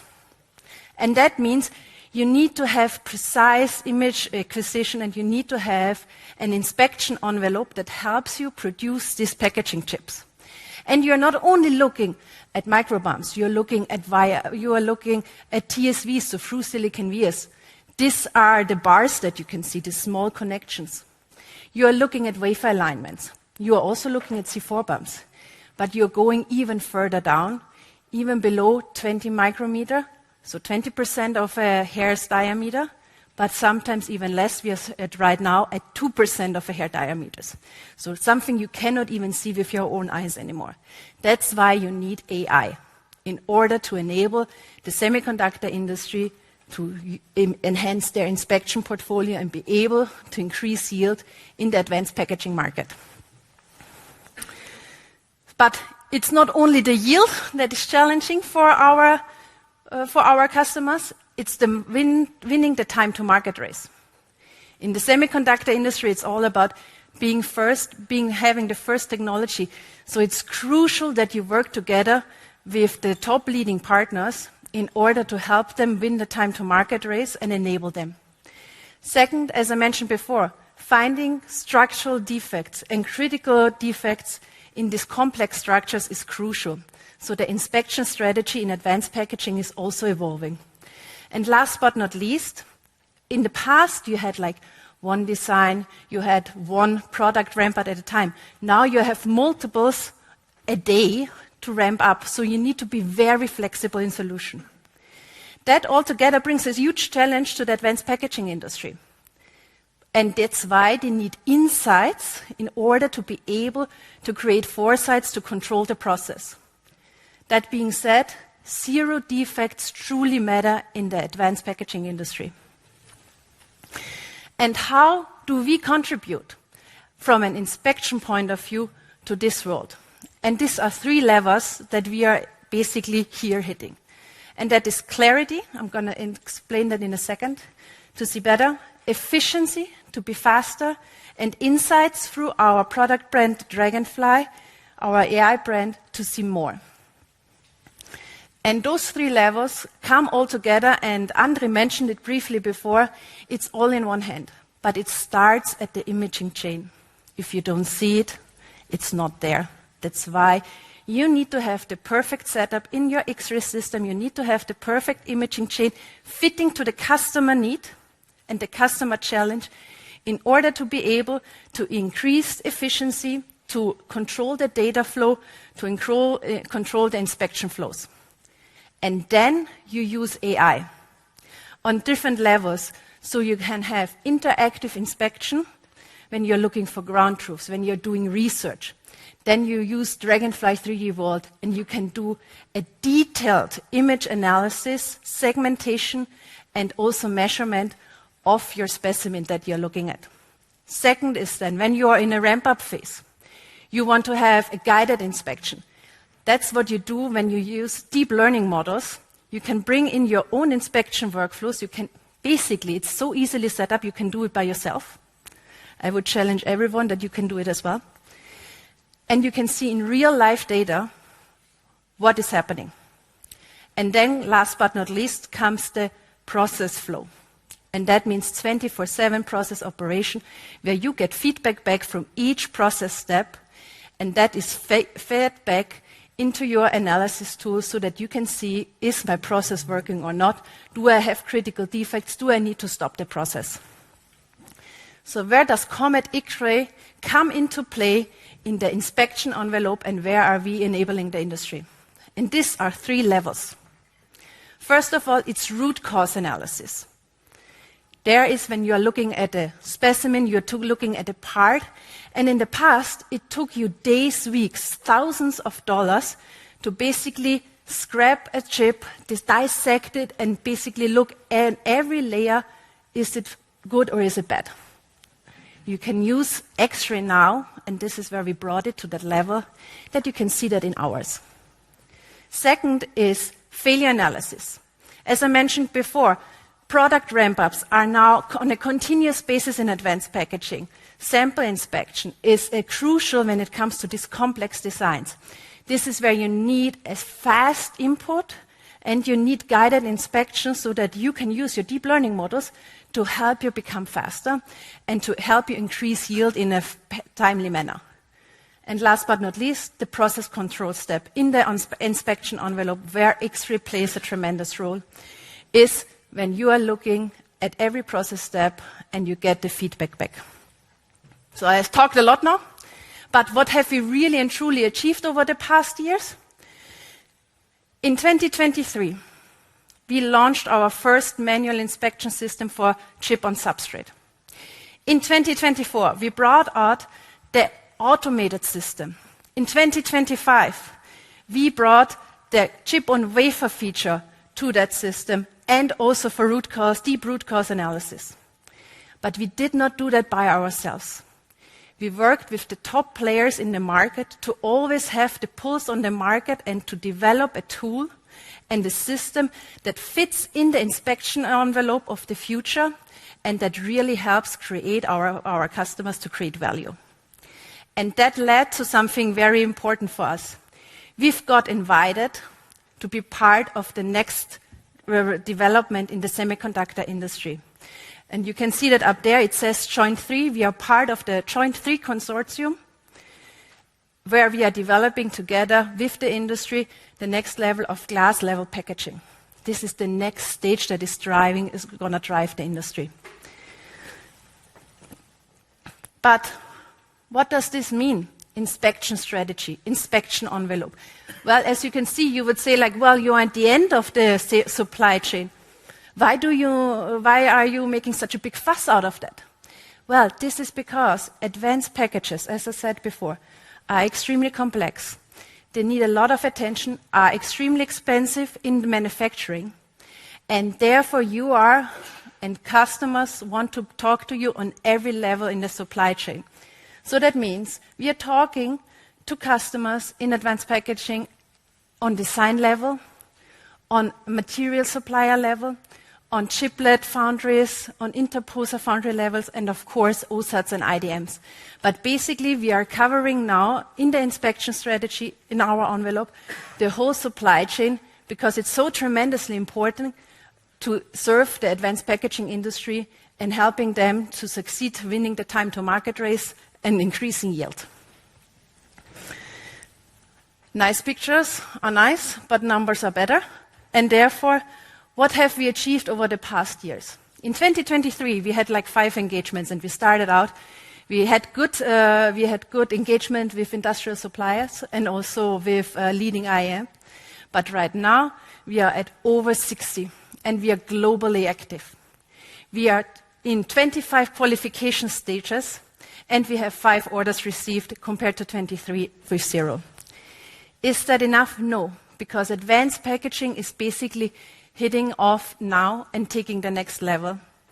And here we are going to continue working with strategic partnerships because for us it's extremely important to have the pulse on the market and be globally active, to be in co-creation with IDMs, with foundries, and also with OSATs, so that we develop the right product for them in their right use case, and also to have a global customer engagement on the complete value chain to be part of the semiconductor roadmap. So, to summarize that, the semiconductor industry in advanced packaging has a huge challenge, and that is increasing yield by building advanced packages. With smart AI, we can enable this industry in the complete inspection envelope to support them to win the time to market race. But we are also ready to scale. We are ready to scale when it comes to failure analysis, we are ready to scale when it comes to product ramp-ups, and we are ready to scale when it comes to process analysis. And last but not least, we are part of the future of the semiconductor roadmap, and we are engaging in partnerships globally from the US to Europe to Asia, and we are part of Joint 3. Thank you very much. And now I will hand over to my colleague, Juri Dunkic, and President from PCT. Thank you, Isabella. So also a warm welcome from my side. It has been indeed 2 years since I presented here for the first time. And when I presented 2 years ago, we were talking about PCT growth opportunities, transforming the organization from really a contract manufacturer, which is where PCT started, into a high-performance organization that delivers RF system solutions to our customers. So today what I'm going to talk about is that we're uniquely positioned for sustainable growth driven by technology, leadership, deep customer trust that we've created over the last 2 years, and collaboration, combined with strategic alignment that is aligned within the needs of the semiconductor value chain. We have a strong foundation in plasma technologies. The PCT division combines decades of process control know-how with a culture of innovation and self-reinvention, which I'll also talk about, that enables really our customers to improve their own device performance, yield, and cost. Supported with a global footprint and a transformation which we started in 2023, we're at the moment strategically positioned, combined with a high-performance team, to meet the next generation technologies. So in summary, PCT is really ideally positioned to capture the emerging opportunities, turning these market inflections into significant growth for the future. So without further ado, I'll continue the rest of the presentation. First of all, Stefan spoke about the end market of 1 trillion.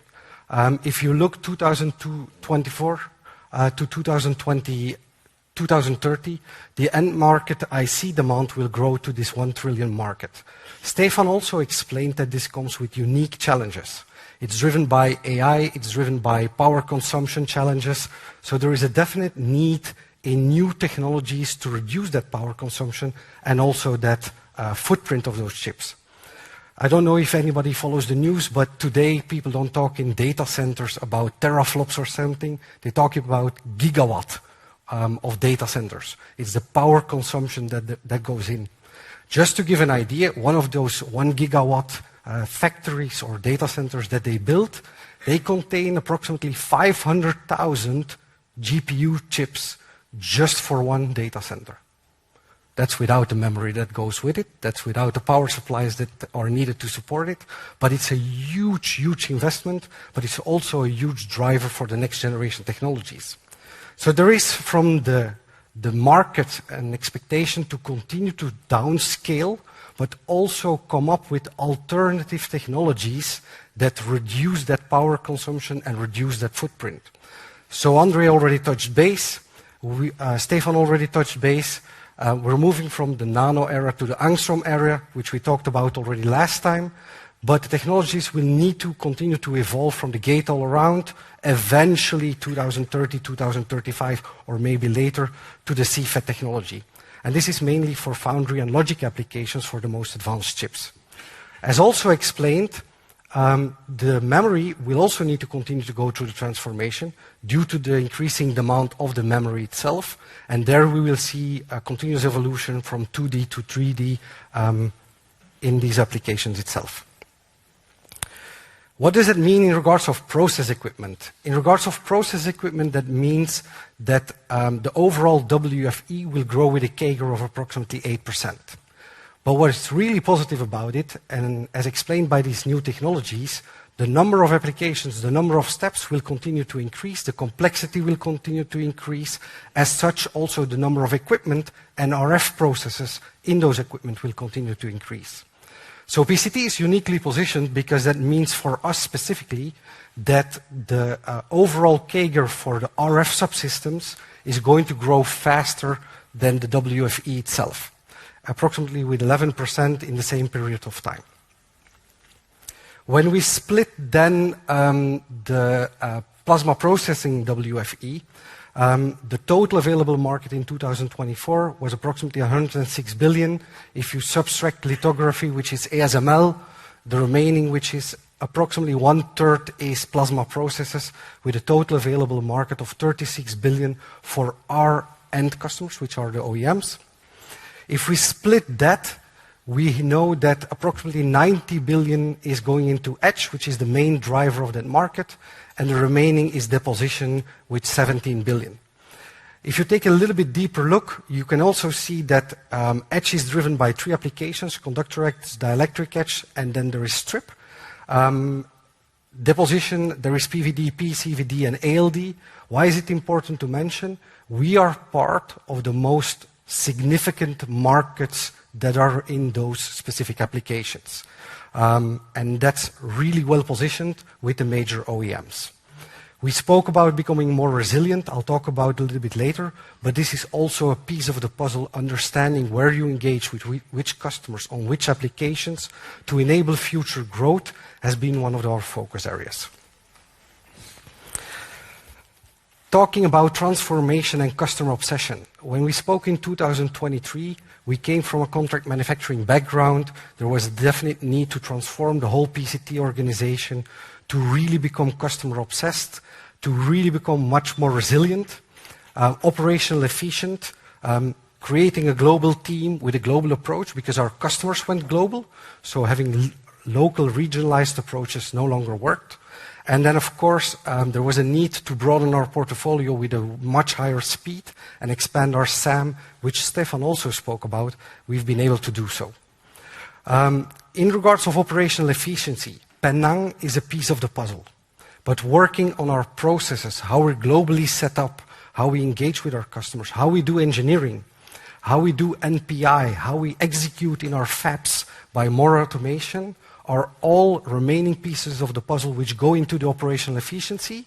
I will not go into too many details about that, but know that we're working on those. One global team, getting close to our customers, really being engaged early on from the R&D, co-developing, co-creating with them on the new applications so you can be successful, embedded in, is one of the things that we're working on. This is how we're set up with the account teams, how we engage with our product managers, how engineering collaborates, and we've been able to achieve that too. I will talk about broadening our product portfolio, and I will be talking about expanding our existing market. When we look to expanding our existing market, we have, of course, the piece of the puzzle which talks about the overall products that we deliver, which are our vacuum capacitors, our matches, and our generators. Coming from a contract manufacturing background with limited key accounts, in the meantime, we've made such an amount of progress that we're no longer engaged with only 1 or 2 key accounts, but we really have 5 strategic key accounts globally where we have active engagements, close collaboration, co-creation with. This also results in that we're getting much more diversified in our end applications, whether it's foundry, logic, memory, that we are part of the value chain. So this will enable us again to become much more resilient towards the future, a little bit less dependent on the semi-cycles, because our whole portfolio is now rolled out into different applications and different end markets.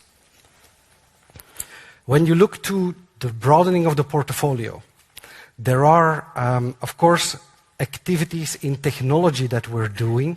Andre explained already a little bit, but when we look to vacuum capacitors, we are not just waiting on our customers to tell us what to do. We're continuing to drive the roadmap with higher power density, smaller form factor, innovating by different materials, also how we manufacture our specific applications. Match, and I will share it a little bit more detail, we come from an old generation match technology. Now, in the meantime, we have this inertia platform where we also enable that technology into. So it allows us to do much more fast transitions with the matches that helps to solve our customers' problem. The generator is a SAM expansion. It's about expanding the portfolio. And there, the main focus areas are power accuracy and then fast tuning, pulse shaping. I'll show a little bit more.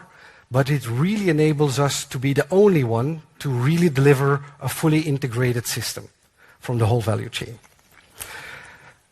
So looking back a little bit, in 2023 CMD, we had really only this inertia 13 megahertz, 1.5 and 5 kilowatt generator in the portfolio. It was a new platform. Andre explained that we had to make a lot of investments there. we still had the old match with Gen 1, Gen 2, Gen 2B technology in. In the meantime, because of the global organization, being focused, customer obsessed, I'm proud to announce that now we no longer have only the 13 megahertz, but we have in the 13 megahertz expanded the range with 2.5, 3.5. We've also been able to deliver to customers 27 and 40 megahertz and 27 and 60. 40 megahertz is planned to release and go to customers towards the end of the year, beginning of next year. So there is a vast expansion which happened in the overall portfolio, which broadens the SAM again and the number of opportunities which we're engaged with our customers. It creates way more opportunities, but it also requires a lot more improved features which we need to develop, and that's where the co-creation with the customer becomes critical, that we continue that. On the vacuum capacitors, we've made also a lot of progress. We've continued to develop with our customers, but the big change compared to CMD 2023 is that we now have also deployed our Generation 3 controls into our match. We launched that in March 2025 of this year.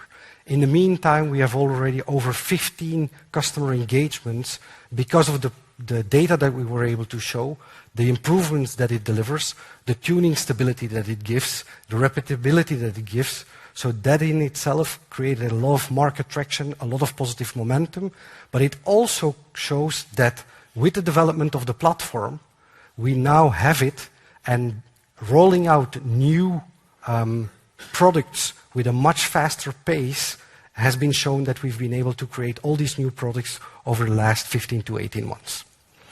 But it also means that we have, at the end, now a fully integrated system where the generator and the match can communicate at equal speeds, and we've been able to demonstrate to customers that this brings significant value if you are really a fully integrated subsystem supplier.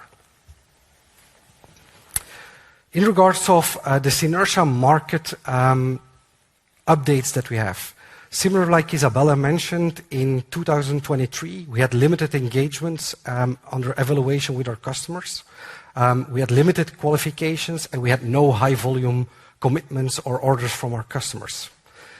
Due to this close to the customer collaboration, the new global organizational setup, the transformation that we went through, we have more than 50 engagements with customers all over the globe.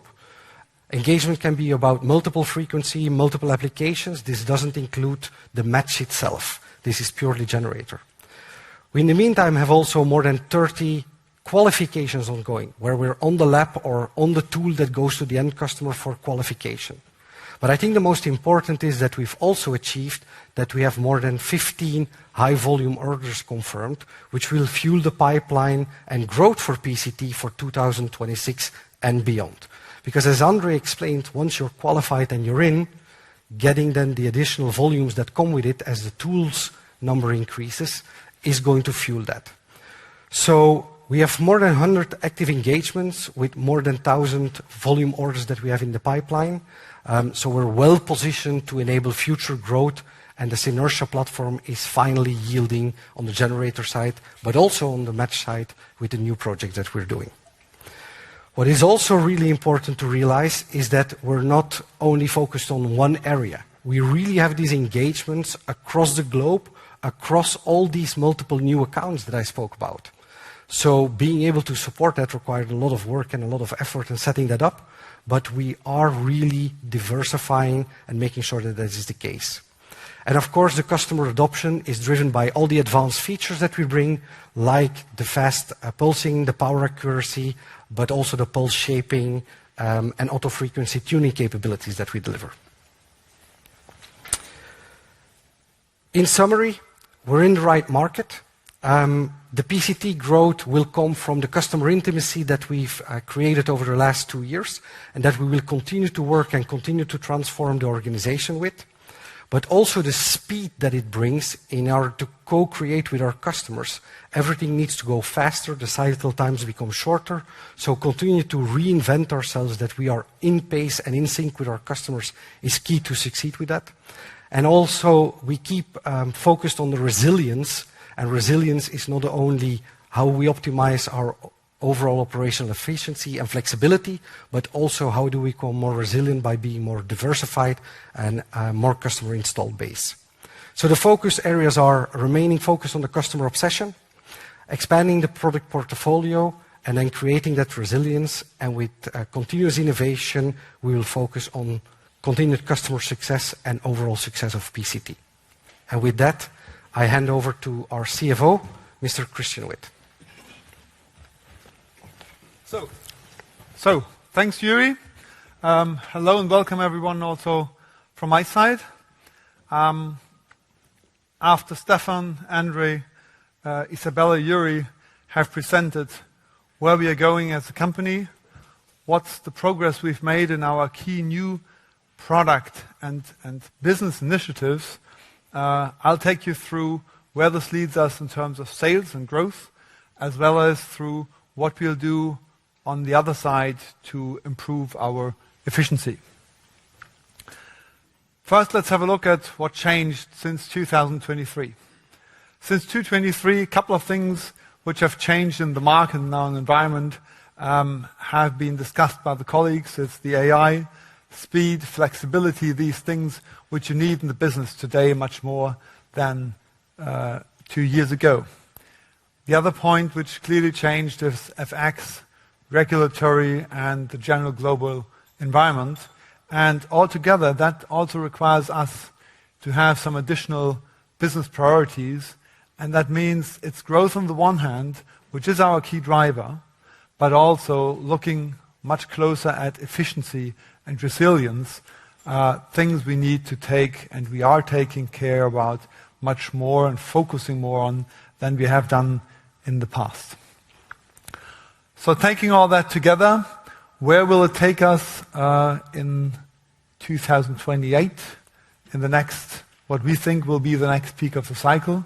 We've updated our midterm ambitions to reflect the change in exchange rate, as well as the expected timing of the peak of the cycle. We expect net sales in Swiss francs of 670 to 770 million francs, with an EBITDA margin of 22 to 27%, and the return on capital employed of 27 to 32%.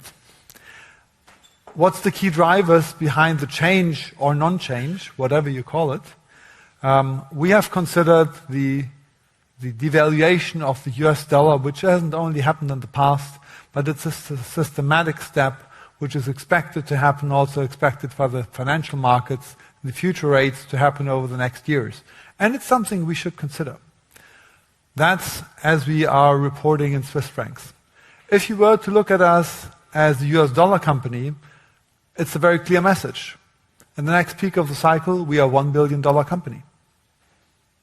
And that's basically the same message we've sent 2 years ago. In dollars, there's no big change. There's a slight change in when it will happen, as the whole semi-cycle has shifted, as everybody knows.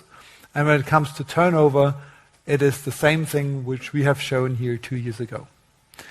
In terms of EBITDA, we'll go a little bit into what's happening, but there is, of course, some impact, no matter in which currency you report and show it, if a large part of the cost base is in francs and euros as well, and the revenue is mostly in dollars, that has an impact. So altogether, that's our midterm ambition for the next peak of the cycle, 670 to 770 million Swiss francs, or in other words, around $1 billion in turnover and net sales, 22 to 27% of EBITDA margin. Let's get a little bit into how we are getting there and what's driving us to get there from today to a peak of cycle in possibly 2028. Andre, Yuri, Isabella, they've all clearly shown you have to plant the seeds early, and then it takes a number of years until you harvest. So where we've planted the seeds yesterday, we harvest today and tomorrow. Where we plant the seeds today, we harvest tomorrow and the day after tomorrow. We've always been ahead of the curve of growing sales and growing our R&D to really have the technological edge the value add for our customer developed. We have done that. We'll continue to do that. That's the core of our company. We'll be focused in high conviction projects and segments, highly adjacent, as Yuri has shown. Highly adjacent also in the case of IXS, where we have an industrial base business, which has allowed us, with our competency, to step into semi. So that is our key, which we'll continue to do. And as we are have a resilient, strong balance sheet and setup, we'll do that also throughout the cycles. We have been, and we will be ahead of the sales curve with our R&D. Let's look a little bit where is the specific factors which fuel our growth, and that's a second focus we as a company now need, also where we enhance efficiency and strengthen resilience. Key aspects for growth. First and foremost, it's the seeds we have planted in the past in PCT, especially in PCT, because that's where we have the longest cycle, where we continue to penetrate our existing customers with existing products, with new products, where we penetrate new customers, expand our markets, expand our reach in the markets. That's the biggest contributor to our growth. The second big block is that we have new products, new segments and services which we have been developing, which we have launched, which we are launching. And that's on the one hand Synertia, and that's on the other hand pivoting the X-ray business towards semi, CA20, what Isabella presented for the systems as well as for the related modules is a key part of that driver. And last but not least, you've heard both of them, Isabella and Andre, talk about the software and how we do that with our Dragonfly. That's another platform which is key in order to fuel that growth in new products and services. Having a look at efficiency and resilience. The key point is this is the second focus for us in order to develop our company for tomorrow. And what's the key drivers here? Number one, and Yuri touched on that as well, it is looking at the processes and becoming more efficient in what we do and how we do it. Second point is, well, how can we take advantage of our new best cost site in Penang? And we've seen we are very well on track. We have a large facility we are building there to host, on the one hand, production. So that means shifting blue-collar work to Penang and growing blue-collar work in Penang, as well as significant office space, because we want to shift more and more also white-collar work to Penang and use that as best cost site. So basically, that is the second key pillar when it comes to cost efficiency is, first, how many resources do we need? Second, how can we shift some of those resources to Penang and grow there in Penang instead of high-cost countries? Another point, operating leverage, I think that's pretty clear. When you look at our capacities, today we run plus minus one shift, sometimes a bit more, but there is a clear case for the leverage in terms of our production capacity. We are set up to bring the volume in. We are doing the work with our customers. Whenever that comes, we'll see the operating leverage coming through. Product line profitability, that's a multifold topic, but of course we are looking into our different product lines. Are there product lines which need a turnaround? Are there product lines which we might or might not want to continue, but here we're talking small stuff, not big stuff. But that's the usual type of cleansing a company should always do in its product portfolio. We'll do that diligently. All of that is needed in order to assure our growing profitability for tomorrow. Let's have a look how that converts into numbers and what it means in numbers. When you look at net sales, it's very clear.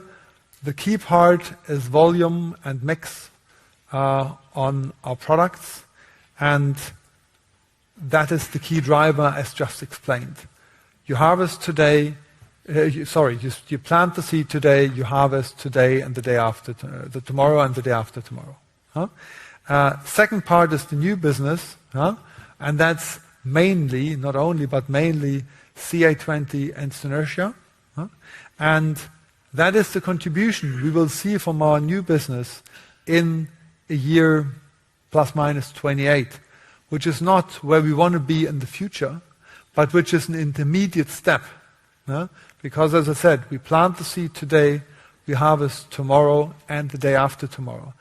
Why we are really doing this, Synertia as well as CA20 goes clearly beyond what we have in here for our 228 ambition. And FX, as mentioned, as long as we talk in Swiss francs, we'll have this effect. In dollars, you wouldn't see this effect. Let's look at profitability, how that converts into numbers over here. Again, the volume and the price mix effect have the key impact, and that is the volume from our current product line as well as the modernized portfolio, the new product lines which we are bringing in, which also come in at a higher gross margin. Second important point here is that efficiency will play a different role. In any case, we have an FX issue and we have opportunities on the efficiency side, so working on that will bring us between 5 and 7 percentage points in EBITDA between today and 2028. Focus points there, on the one hand, it's really the restructuring which we have started in the non-semi business from IXS in order to enhance profitability. It's also the efficiency measures I mentioned, and it is utilizing our best cost locations in Penang and possibly elsewhere. So that's the key drivers behind our profitability improvements towards 2028. Let's look at the divisions, and this picture should be pretty familiar to everyone who has accompanied the company for a while. We have around 2/3 of our revenue from PCT, or we will have. We don't have it today, but we will have it as PCT is growing slightly at a higher rate. But when we look at profitability, we have the same picture as we've seen in the past.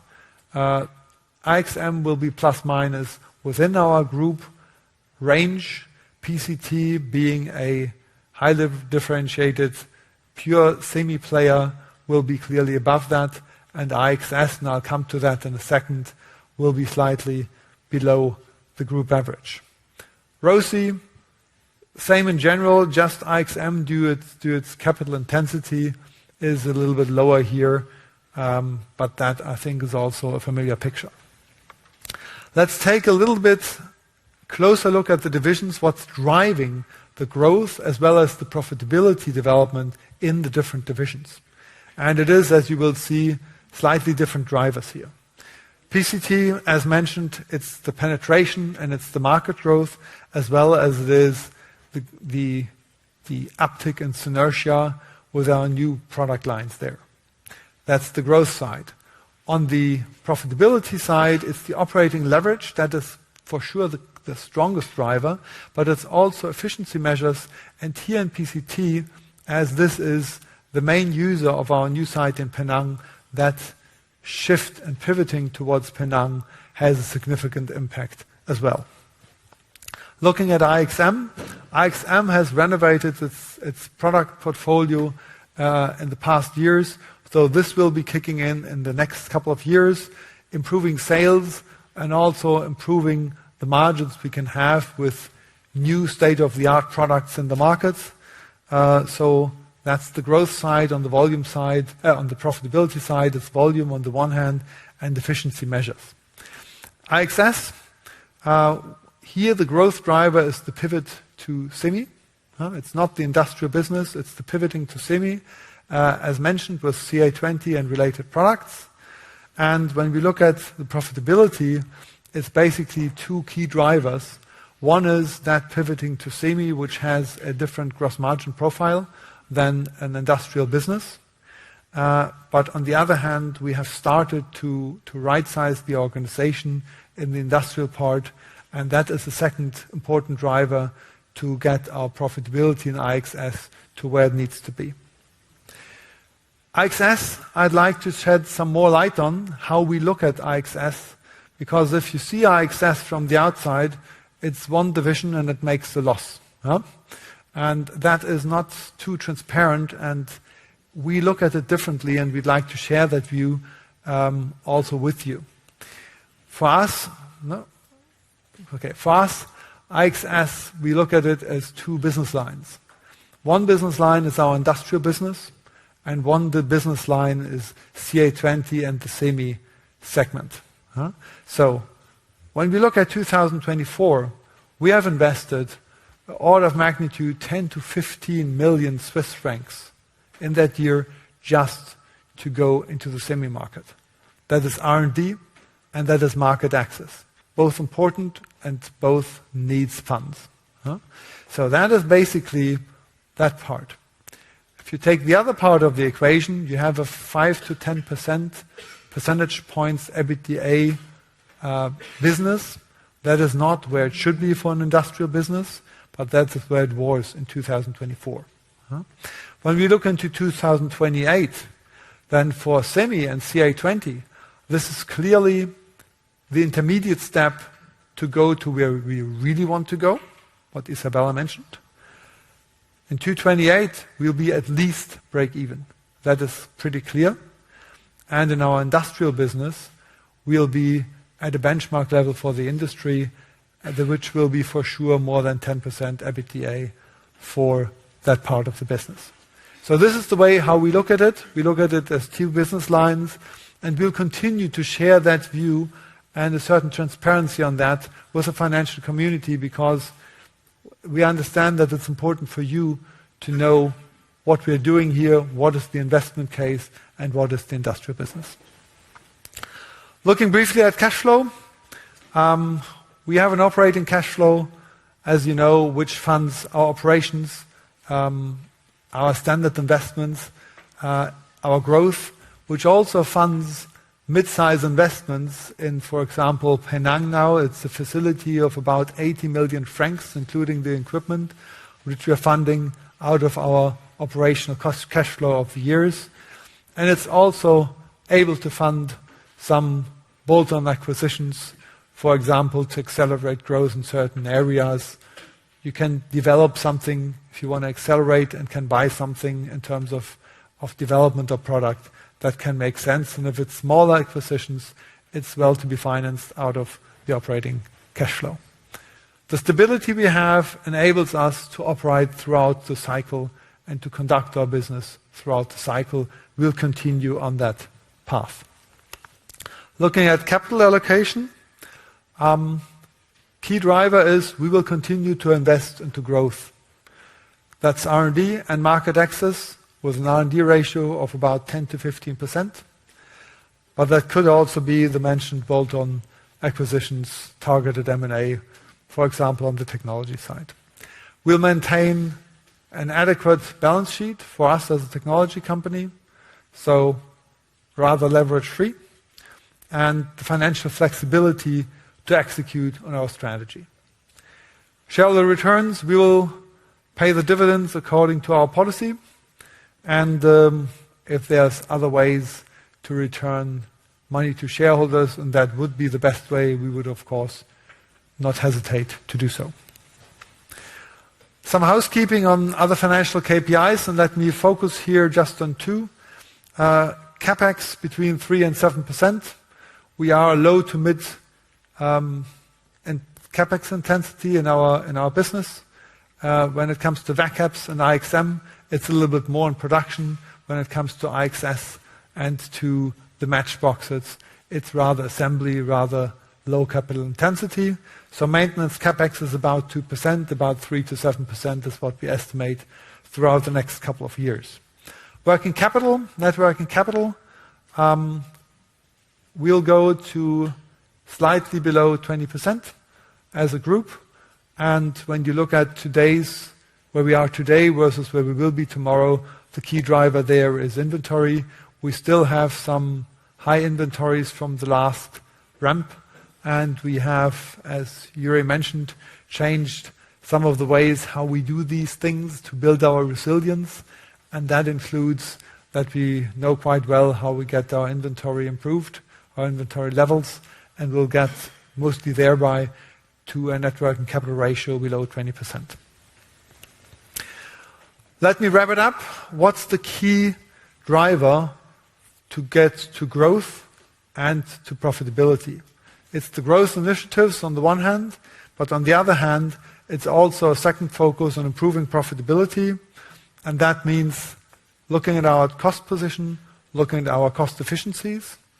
It also includes looking into how to best use our best cost site in Penang, which we are finalizing in 2026, and the mentioned revisions of product portfolio and similar.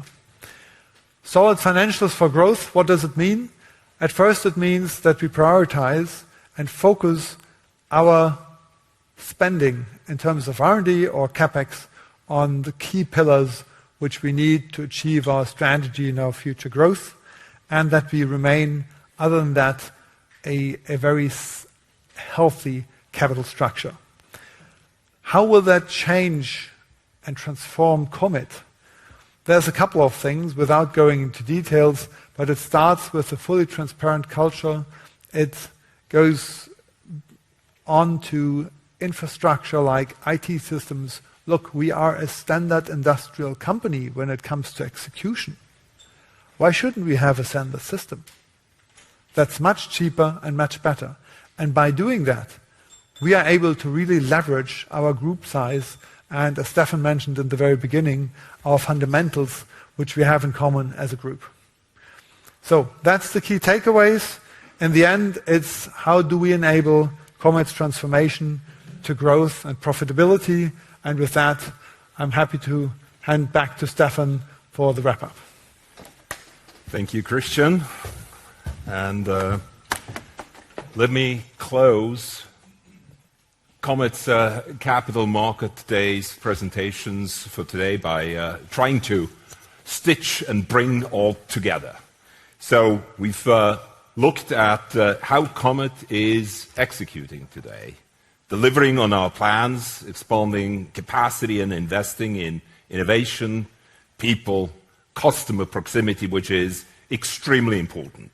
The world around us is obviously, as you know, changing very fast. For us, that means our own transformation must continue with equal speed, determination, and also measured risk-taking. We are operating in an environment defined by shifting geopolitical and economic conditions, coupled with an industrial transformation that is reshaping the semiconductor landscape as well as our societies. Supply chains are being realigned, technology roadmaps are accelerating, and regionalization is becoming a defining force. These developments create both challenges and opportunities to which we need to respond proactively. That's why pushing ahead with our own transformation it's not optional, it is essential. We are strengthening our organization, modernizing our processes, and investing where we can make the greatest impact in technology leadership, customer proximity, and operational excellence. Pursuing this transformation with determination will ensure that we maintain our leadership in RF power and X-ray and continue to be a relevant and trusted partner in the semiconductor industry. Our transformation is about preparing Comet for the next phase of profitable growth. That is reflected in our updated midterm guidance. Over the past year, we've continued to strengthen the foundation of our business by improving operational resilience, expanding capacity, footprint, and sharpening our focus on the markets where we can actually lead. As a result, we're now able to update our midterm guidance to reflect both the progress we've made and the realities of today's market environment. The midterm outlook remains weighed down by a challenging business environment, marked by slower than expected adoption rates across key markets and continued currency headwinds. Persistent exchange rate volatility has pressured margins, as Christian explained before, while a more cautious spending climate is delaying customer investment decisions, tempering growth momentum in the coming quarters. Our updated guidance remains, however, ambitious, but it is grounded in solid opportunities and execution. It reflects a company that is transforming, scaling, and ready to capture growth as semiconductor demand rebounds and recovers. We see structural long-term growth in our core markets. At the same time, we're managing near-term volatility through disciplined cost control and operational agility. With our transformation fully underway, we are confident in our ability to deliver sustainable growth, stronger margins, and improved cash generation over the midterm horizon. In short, our updated guidance is not just a forecast, it is a statement of intent. Comet is positioning itself for the next cycle stronger and more focused than ever.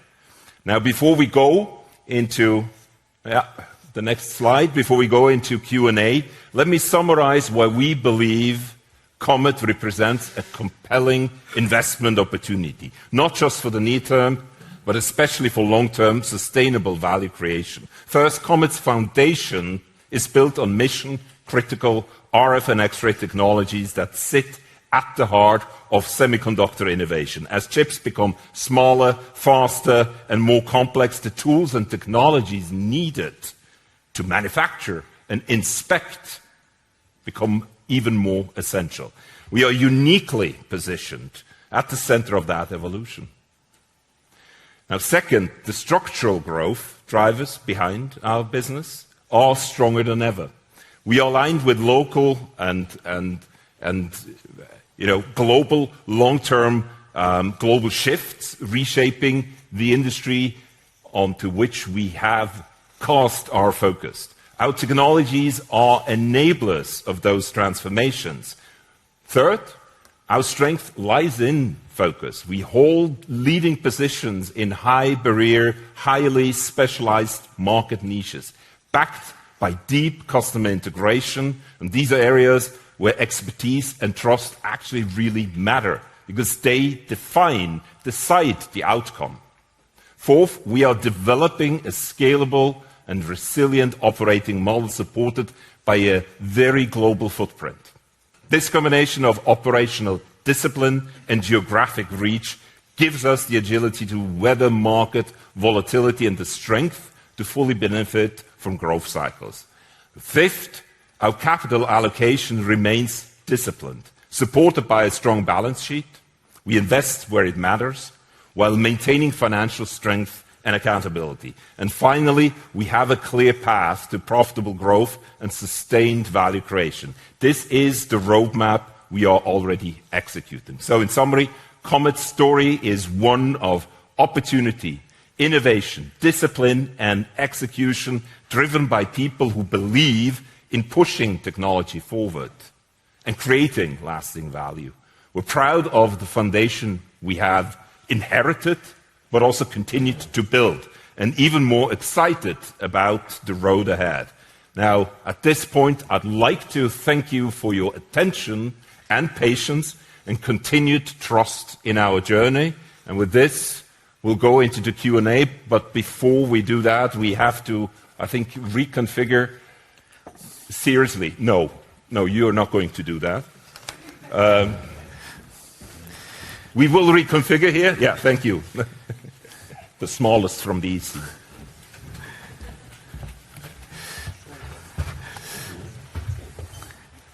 Uli. Good. Thank you, Stefan. So while the colleagues are rearranging the stage, you heard a lot about technology, strategy, commercial aspects, financials. Obviously, you will have some question about that. So we'll start with the Q&A. I ask the colleagues to join me on the stage. Three housekeeping things. First of all, limit your questions to 2, please.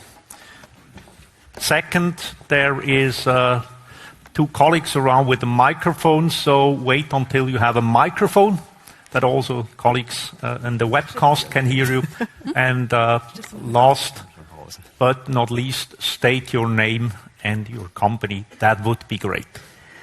And with that, I see that Michael is the first one to ask a question. Yes. Does it work? Yes, thank you. Michael Vogt, Vontobel. 2 questions. The first one is I was trying to piece together your market outlook for your serviceable addressable market, which you expect to more than double, versus your targets, which imply sort of 60% growth. Even if you adjust for FX, the addressable market, it looks like somehow a piece of that market is going somewhere else. So trying to bridge that. And the second question is a lot of growth drivers that you mentioned, but currently things are not growing so much as we saw with your latest update. And I was wondering what trigger really should we look for to see that growth accelerate over the coming 6 to 12 months. Thank you. Absolutely. Thank you for that question. So I understand the first part is you're puzzled by how fast our SAM grows versus our growth. Remember when I spoke about the SAM, I specifically said that is the part that we can address with our current and near future product portfolio, product platforms. And so as we start to and continue to expand that portfolio, you have to think of this in the following way. So if you add a new feature, a new member of family to, for instance, PCT Synertia platform, or a new feature set to the CA20, that opens up the SAM immediately, whereas you have to go through that painful process of qualifying that feature, of qualifying that new family member for Synertia, and that comes at the later stage. Or in other words, as Christian showed, we are always, when it comes to R&D, which then results into portfolio expansion, way ahead of the curve of sales. So SAM grows typically in a company that increases its portfolio of offerings faster, sort of ahead of the curve, versus your actual sales. And the second part of your question, what are the proxies? What do you have to look into? Well, what we see now ever more clearly is that the CapEx, the real CapEx that has happened over the past couple of years, mostly with the hyperscalers, that is now really starting to pull in more and more activities and CapEx in the wafer fab equipment area that trickles down, and hopefully that trickle will turn into a stream over the next 3 years. When will it happen?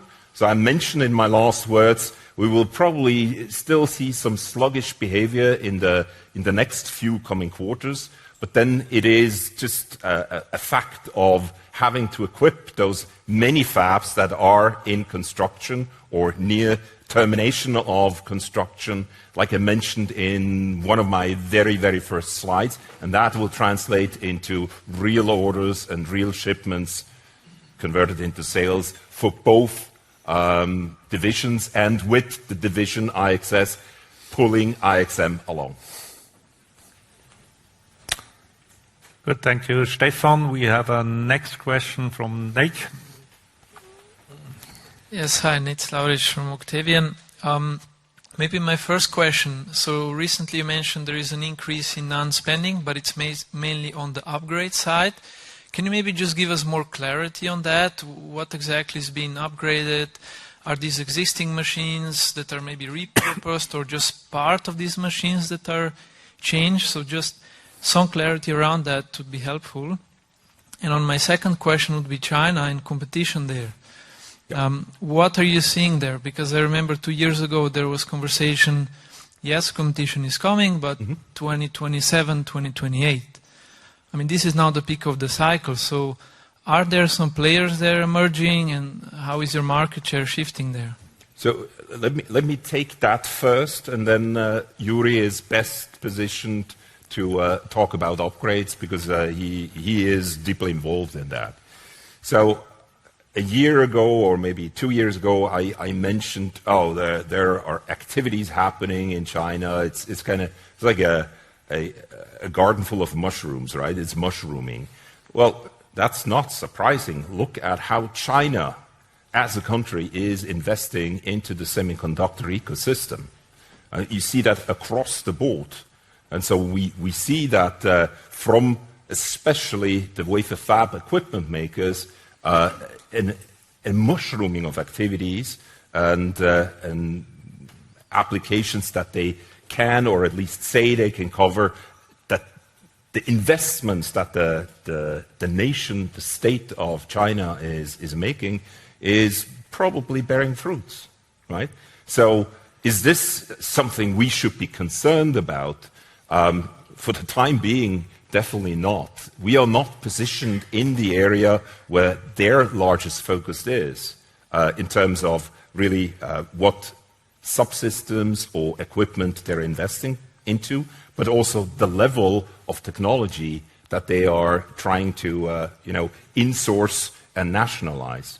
So do we see activities in our field of activities?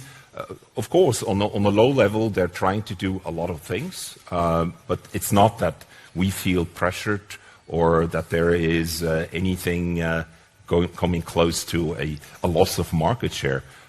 We have a lot of engagements with companies in China, always very clearly within the bounds of the regulations and limitations that exist, and we'll continue to do that, just like everyone else. Also, the Americans too. I hope that gives some color to that question. And on the upgrades, Yuri. So we've taken with the team a significant deep dive specifically on the technology upgrade, so we know how to distinguish between all the different versions. Technology upgrade can go from upgrading some of the subcomponents, which is a match, which we're part of the daily business with our customers. That's part number changes, which we then are part of the value chain, up to complete chambers, which complete new technology, and then we're also part of the value chain. That's why you, by the way, saw a significant uptick in 2022 and also 2023 in our RMA business, because we were actually part of that existing technology upgrades. So we're part of it. We know where it plays. It depends on which technology upgrade that the customer is talking about. And then we're trying to capture those opportunities also. Thank you. Then next is Michael, and after that, Felix. Okay, thank you very much. Michael Inam, ZKB. 2 questions on IXS, actually. I'm trying to understand the Dragonfly story a little better, because you mentioned it also in the last press release, first time, and I'm trying to understand if there's a business model around specifically only Dragonfly, and if that is the case, what is it, and what are the economics? And on the CA20, when I talk about it also to investors, the pushback I'm getting is it really ready to allow for 100% testing, or is the throughput enough to be really in the fab with the CA20, or is that not even a need that the industry has? So is sample testing still enough, for example? Thank you. Isabella, you want to take that one? Yeah, sure. So first coming to Dragonfly, and how is it ingrained in CA20 or in the semiconductor industry? It drives the inspection workflows. So basically with our deep learning technology, we can create now easy inspection workflows so that you can measure voids, you can measure TSVs, you know exactly where you are. If you remember the picture that I've shown you, the slide screen, through the AI and Dragonfly, you basically can see in real time where you are. So this is one of the heart next to also our imaging chain that defines the CA20 and the semiconductor approach. And yes, the Dragonfly software has its heritage, as Andre said before, in the science and research area. So here we have a standalone product, and you can use also Dragonfly 3D World alone, and it's not only limited to X-ray.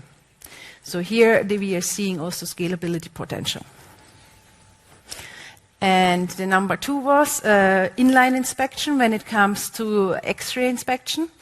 Yes, there is a need for that due to the complexity of the advanced packages. So when we look at the volume inspection, I would say, yes, you are right.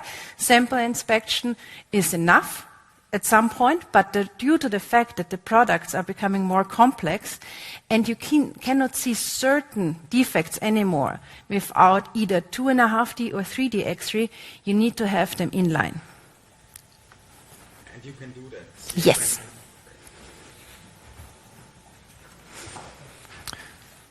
Good. And the next question, Felix. Yeah, Felix Lemmers of Tech Capital. 2 questions from my side. You anticipate by 2028 110 to 150 million additional sales from new business, so Synertia and CA20. How do you came up with that number? Based on how is the market, or not the market, how are the applications evolving, right? So when we speak of, for instance, staying with IXS, advanced packaging inspection, that is not a homogeneous one application. It's multiple applications because there are many neuralgic points that need inspection to a certain point, and then that problem is solved, and then it moves to the next one. And understanding from interaction with the customers where they are focusing and what problems they need to solve, or where they really want to keep their eyes on, and what the volume is, partially even together with specialists on the side of the customers.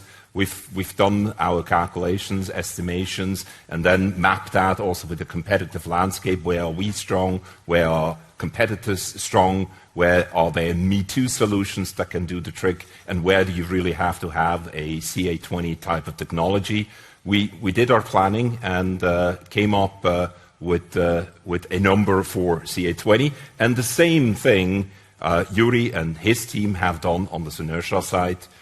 Where things may be a little bit more clear, as it is already a very much established market that is obviously also growing and evolving fast, but it starts from an established point, whereas the advanced packaging, especially the 3D inspection part, is something that is more emerging and also needs here or there some guesswork.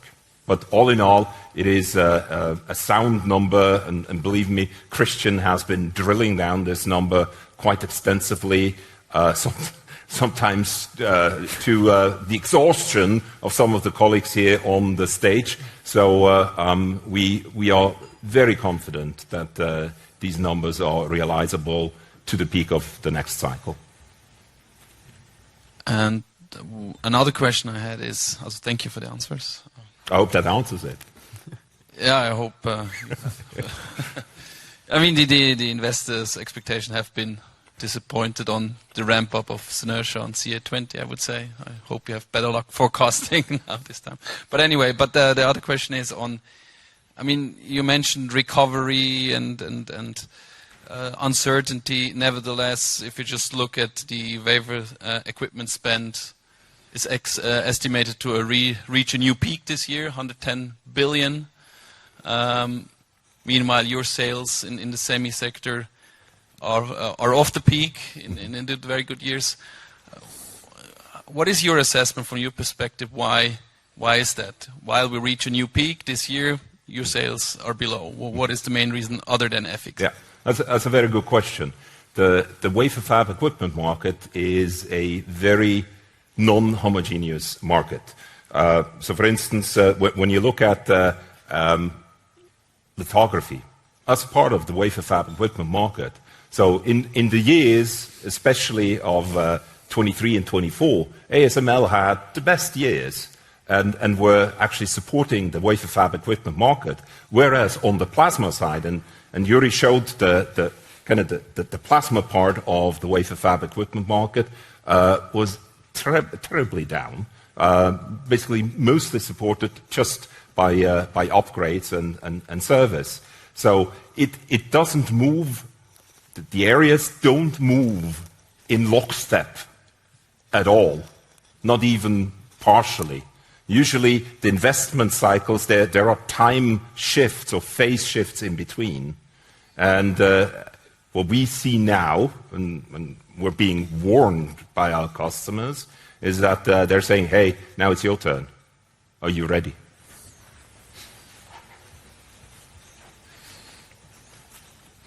Good. Next question then, Serge. Yes, Serge Lomorodier. I will come back on the question of Felix, and I would like to ask this time Yuri. Yeah. 3 years ago, you mentioned the RF generator market is a 1.7 billion market, and you go for 10% market share. Now we know we are delayed, but you have a much broader product range because you had one single product. Now you have numerous products. Mm-hmm. When I look into research, the market is expected to be clearly above 2 billion by 2030. So let's assume 2 billion around 2028, your target, if you can agree on that. So in Swiss francs terms, unchanged, 1-to-1. Swiss francs dollar today 0.8 to 1. So the market basically unchanged if you compare this. So what kind of market share should we expect that you can achieve then by 2028? So if you still go for 10%, then obviously it would be 200 million. If you go for 5%, it would be 100 million, which would be aligned with the number from the CFO and gives no success to the X-ray product. Mm-hmm. Is this correct, this view? Shall I take it? Go. Yes, you are correct. We are still aiming for the 5 to 10%. We have been a little bit more cautious in our projections because of the slowness of the adoptions. Hence, why you see a slightly lower number. So then this is cautious, what the CFO is telling us. This probably goes to the CFO. Let me shed some light on the number without dissecting it completely. What's in there? In there is CA20, that's one significant portion. And then there's Synertia, and Synertia consists of the generator and also consists of the Synertia matches, where they are not just a replacement but open up new markets. So these three are the key drivers between what I showed in new business. But I think you are totally right with the question, the approach, and when you put the numbers together, you're just confirmed 5 to 10% of the market is what we want. On the other hand, if you remember, you plant the seed today, and then you harvest tomorrow and the day after tomorrow. In 28, we will not have full penetration of what we can reach in penetration. Step by step, you complete the product portfolio, and with each completed step, you go into the market, you qualify for a tool, and then that tool is being sold by our customer to our customer's customer. And because of that, you always have a time shift in there. And we do not have full penetration to our potential in the generators in the year 2028. So that's why I said it's the first step.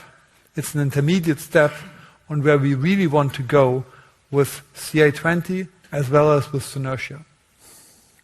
But I disagree. You mentioned you have 15 high volume orders with, I don't know the numbers, but was really impressing. So I would say the visibility is much bigger than you tried to explain to us. Otherwise, I didn't got it. Yeah. Maybe there's also a little bit a misunderstanding how this market works in terms of winning market share. So if we speak about a market of 1.7 billion, this is all the tools delivered, right? A year with generators, matches, RF power supplies on. You cannot like this win the market, even if you have the best, the cheapest product, whatever.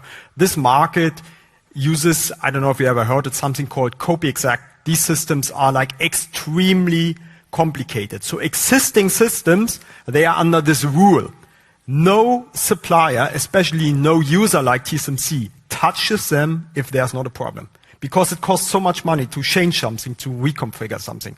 So what you can win, what you're going for, especially with new technologies, is the new kind of tools introduced every year. So Yuri and his team have won some very important tools which we will see in the future. So they won the race being qualified on these tools. But these tools will now come into the market and they will scale step by step. And as I explained also before, they will not immediately replace all the old tools. So this is a little bit how the things are set up. And as soon as these tools come into the market, there is a like step function where PCT wins market share, and then over the years, they scale, and they are there for a long time, and this is then the continuous market share you have, and every year you add additional market share by winning new tools. This is how the system works, and of course, you can see that this depends a lot on how these tools, which we have won now, scale in the next years with the new nodes. And I want to add to what Andre says. There is a distinguish between a new product which becomes like mainstream normal usage, and sometimes you're lucky, you hit a jackpot, and one of those tools is a hyperscaler, where suddenly the demand goes exponentially out of the door. The problem is, we're in this phase where we know we're on the tools, but you don't know whether they become a mainstream product or they become a hyperscaler. If we hit the jackpot with one of them, the number is way too conservative. Okay, thank you. So let's go for the jackpot then. Yeah. So Serge, I see you're not totally satisfied, but I'm sure we can talk about during the Aperol-ish. Come to me. We have a question here in front. My name is Hans Private. I have two questions. Can you profit as well from the investments in the military defense business? I heard once that maybe with your business, with the X-ray business, you could profit. And the second question is, how much does the US tariffs hurt Comet, and how do you want to avoid it? Thank you. Mm-hmm. Let me take the first one, and then you can talk about tariffs. And by the way, has anyone followed up on the news? Has something happened in Washington today? No? Okay. Yesterday. So defense. We have some of the X-ray business, particularly on the side of IXM, and I invite you to talk to Michael Berger, who's hiding somewhere. Oh, he's standing back there. He can shed some details on it. Yes, also on the side of defense, be it for ammunition or for vehicles, from fighter jets to tanks, there is non-destructive testing happening. And we have customers who cater to that business. And essentially, Michael has seen over the past 2 years definitely an increase in demand, an increase also in revenue in his business, catering to that part of, let's say, the global economy. It is not significant, but definitely something that for Michael's business, for IXM, is, I would say, not super important, but noticeable. For the Comet Group overall, it is a side business. But it could increase. It has increased. Could increase. You know, it's. I don't want to earn money on that stuff, to be very, very, very direct. It happens so that we do. But Michael can give you a detailed download of where we are participating. So if Rheinmetall has order books that are basically just exploding, then typically they require also non-destructive testing, provided, among other things, by X-ray systems that typically do not come from IXS. That is not something that IXS is or has been involved in over the past 10, 15 years. Maybe that answers it, but there he is, ready and prepared to give you a download. On tariffs. Let's look at tariffs. How do tariffs affect us? And let's, for the time being, look at US tariffs. It's very different for the different divisions. For PCT, there's hardly any effect. Why that? Because most of our customers import themselves. Many of our customers, also US customers, don't even ask us to bring the stuff into the US. So that is for us an administrative issue. We have to deal with it together with the customers so that in the end these will be hardly effective anywhere. When it comes to IXM, we have a significant business with the US, a significant share of the company's business is there, and we produce in Switzerland. And it's not a production you can easily double somewhere because it's high capex and high know-how. So that is something where we are hurt with tariffs, but that is a one-digit amount. And there is a couple of ways how to temper the effect of the tariffs. And there is ways like partially assembly over there. If it is really hard, there are some rather administrative ways how to do that. But that's the two structural ways how to approach it. It is not a major topic for us. The key is rather the uncertainty the whole tariff issue has brought to the industry. One more fact which is important, when you look at the setup of Comet, for what we do, we have one of the best setups and global footprints you can possibly have. We are a Swiss company, and we have production facilities in the US, if we need to, in Malaysia as a major hub for the future, in Germany and in China. And by that, no matter how the world turns, I think to have a better flexibility than us, it's difficult. I'm very, very happy with the setup we have. So that gives us options. Good, and thank you for your question. And we have one from Sebastian, please. Yeah, Sebastian Vogel, UBS. I got also two questions. The first one is regarding to the synertia. You mentioned on this slide high volume orders. In that regard, two clarification, if possible. A, what means a high value order? In that sense, what means high for you? And the second thing in that regard is how quickly is such an order turning into sales? Does it have a translation time of like 3 months, 6 months, 12 months, or beyond that number? The second question is going to the CEO. In the beginning, you mentioned about the outlook that it could be a bit sluggish for the next couple of quarters before you see then a bit of a stronger ramp up.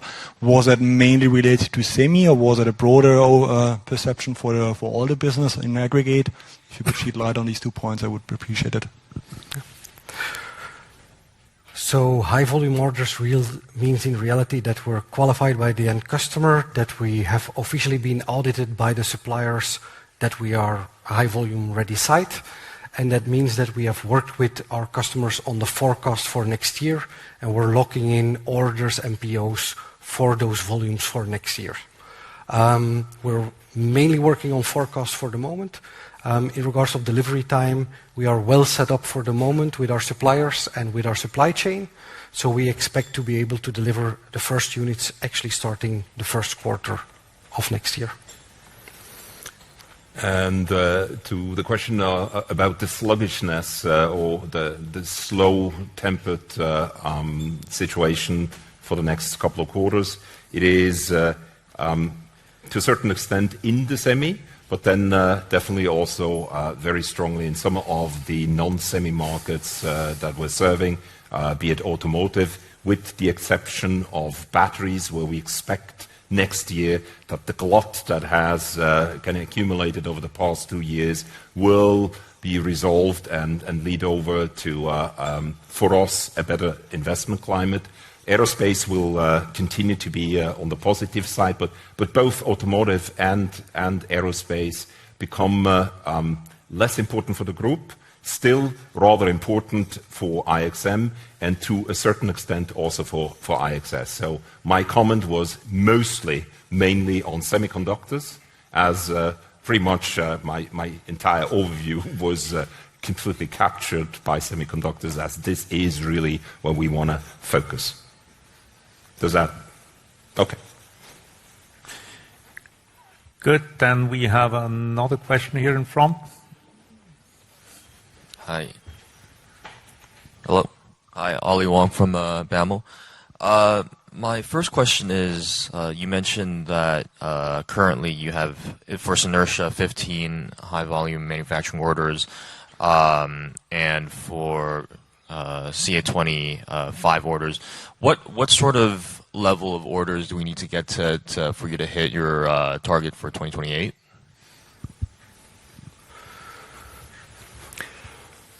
It needs to be clearly higher, but we would not like to disclose any sales prices, related sales prices, numbers are there. I think as the colleagues pointed out earlier, what we do and what we have modeled very diligently is, let's look at the different applications, let's look at where we are qualified, where we are going into qualification, and let's look at how the build-up of these go step by step.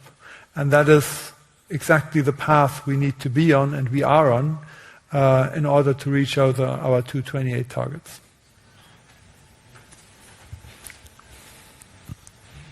Thank you. And my other question is, just wanted to drill down on the upgrades again. I was wondering, it seems like so far you're not benefiting too much from the NAND upgrades, whereas some of your competitors like MKS in the US are. So I was wondering if you could give a bit more detail on, why is it that certain other components may be getting upgraded more? Is it a software thing? What is it? Just because, one of your largest customers, Lam Research, was quite vocal that, that they're seeing a lot of business from that. Thanks. Take it. So, talking about upgrades, Yuri shone some light on it.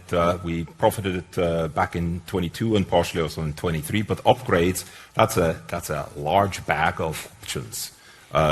An upgrade, and especially now also talking about MKS, look at the portfolio of instrumentation they have, from vacuum gauges to also plasma processing equipment. Many things can be upgraded. You mentioned also software. It doesn't always mean that matchboxes or generators are part of the upgrade package. It really depends on what are they doing. Are they changing materials? Are they just changing the capacity? Are they upgrading the handling? There are many things that can end up in an upgrade package, and it doesn't always mean that the plasma part is connected to the upgrade. So, it's kind of difficult to quantify, but I hope it gives a little color to your question. Well, thank you for the question. I see there are no urgent questions in the room, so but probably Fabio, operator, there are questions from the webcast.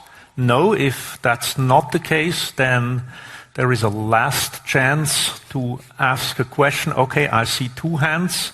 So then Christian Braun first, and then Nate with a follow-up. Thank you. Christian Braun, Finanz und Wirtschaft. I have a question on resilience. It's been a bit of a problem in the past. Now the word has popped up quite a few times, which means it's being addressed. However, I haven't fully understood how you want to improve it. Can you elaborate a bit on it? So resilience is also kind of an umbrella word for many things, right? Resilience can be... I mean the swings in the margin especially. Yeah. So resilience comes in many different shades of gray. Right now, resilience in terms of being able to respond, for instance, on pressures pertaining to tariffs, is to have a widespread geographic footprint. Right? We can transfer things from A to B in order to lessen the impact of, for instance, tariffs. Well, at the same time, a widespread geographical footprint is also a burden, especially a burden when markets are down, because you have to carry the fixed costs. So right now, resilience for us means that we can carry that geographical footprint, but especially also now with Penang coming online next year, build in that new geographical footprint a resilience also on the profitability side by shifting more and more activities from high-cost countries to this best-cost manufacturing side, just as a part. of resilience, the resilience package. Christian also mentioned a couple of things in terms of improving our resilience, and maybe you want to add to that point. I think I'll expand a little bit on what you just said in Penang. If you lower your cost base, you automatically increase the stability of the EBITDA margin. So that's one very key point. Second key point is when we look into what Stefan mentioned before, the ramp up and the ramp down. There's, for example, inventory mechanisms where we need to be much faster than we've been a couple of years ago. We've been working on that. We are introducing that. So that is different type of measures to be more resilient. Number one is really the cost base. Number two is processes in the up and down. And number three is, and that's something which we have and will retain, you need to have the right financial structure and balance sheet structure that you as a company can still take your free decisions and you're not driven by banks. And as our business can be lumpy sometimes because the market is, and the market is the market, it's the customer, that is something we have and we will continue to have. Thank you, Stefan. Christian, Nate, follow up. Just talk. Okay. No, with the mic. It's working. It's working. Perfect. Sorry. Maybe follow up on the solid state and matchless technology. I mean, when you read Lam Research transcripts, clearly they're saying they're winning design wins in NAND, now they're going to DRAM.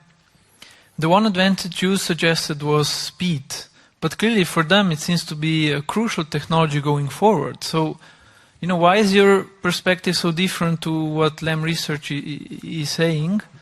Maybe that would be my first. So it is not. And I maybe this sounded somehow defensive in terms of speed. We are looking at speed. This is what Synertia can do extremely well. What I wanted to show you is that just from a part of physics, having a big advantage on one side, like speed, may be a disadvantage at the other. And at the end, there is not one application. And there is different requirements for different applications. So you need to build the right solution for the right problem. Some new applications especially, they're very sensitive to speed. Maybe that's the most important point. There are others which are extremely sensitive to like some kind of stabilities, the things you have to measure, repeatability, and so on. And there's no magic to get it all in one package. We are looking at all of these solutions. I mean, we have technologies for all these solutions. You could scan our patents and you will see we have developed a specific material combination where we can do super fast matching without vacuum caps. So we have these technologies in-house. But then we sit down with a customer and we solve a customer-specific problem, also with Lam. And these tools I know which you are mentioning, where you speak about direct drive and the other thing they call tempo and snap. And I can tell you, especially with a direct drive, Comet is involved. I cannot say more. And as I said, some things are also advertisement, but we are involved with all these critical steps, solutions, new technologies. At the end of the day, we have to solve the most and high value problems. And that's what we are doing with our solutions. And that's what I also wanted to show you, that there are other options we are looking in, which are maybe even better, which are not just fast, but fast and precise at the same moment. I maybe want to add a little bit to what Andre says.